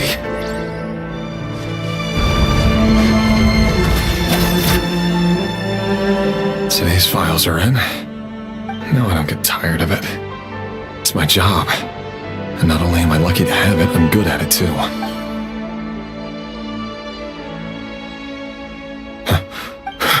Thelindis?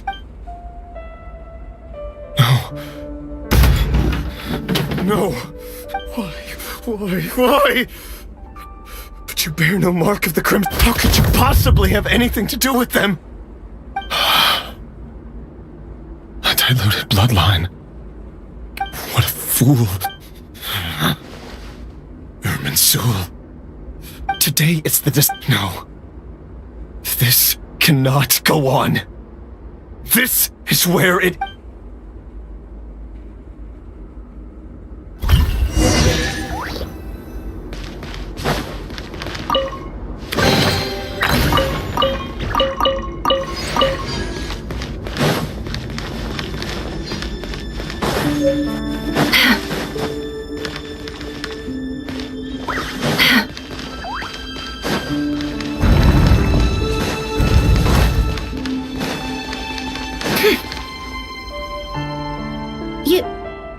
You're really letting me go? I am. As long as you can guarantee that no one will find you. Don't worry, I'll be...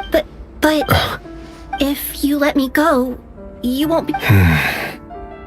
Good point. No, please!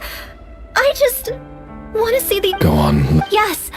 If I let you leave, what will become of me? But remember, don't let anyone know you were caught.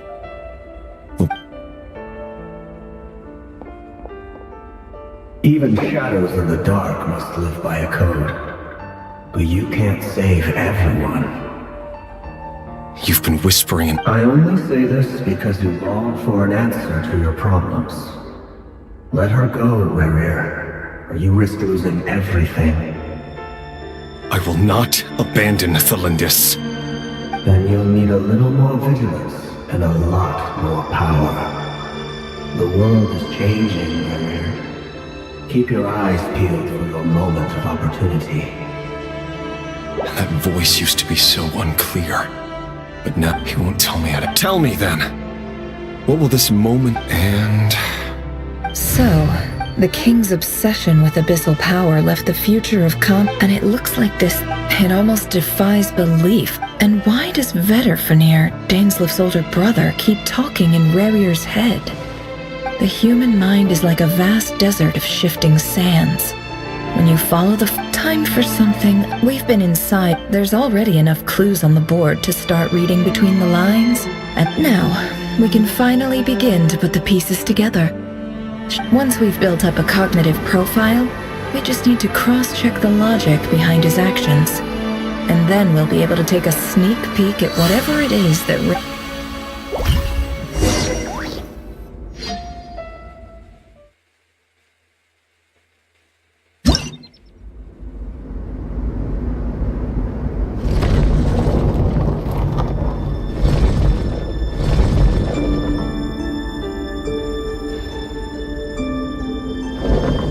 Rerir, are you there?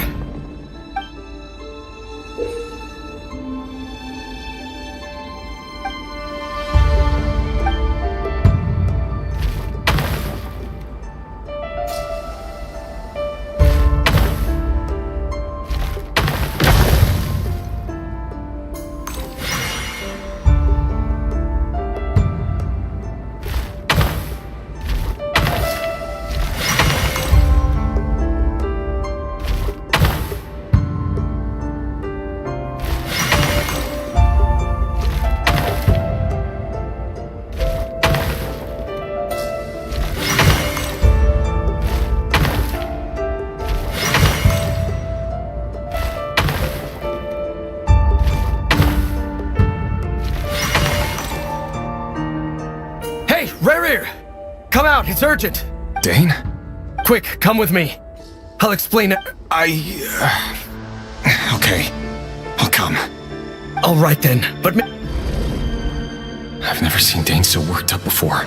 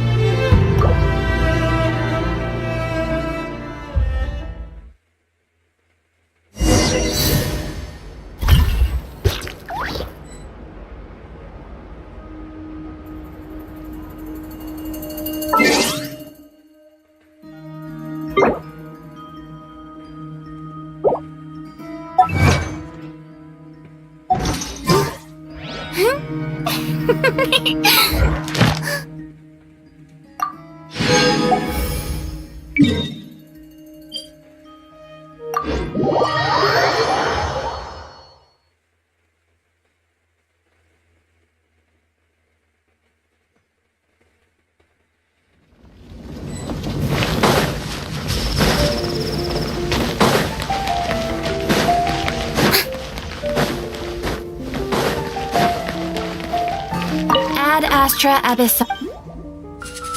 Thank you for complete.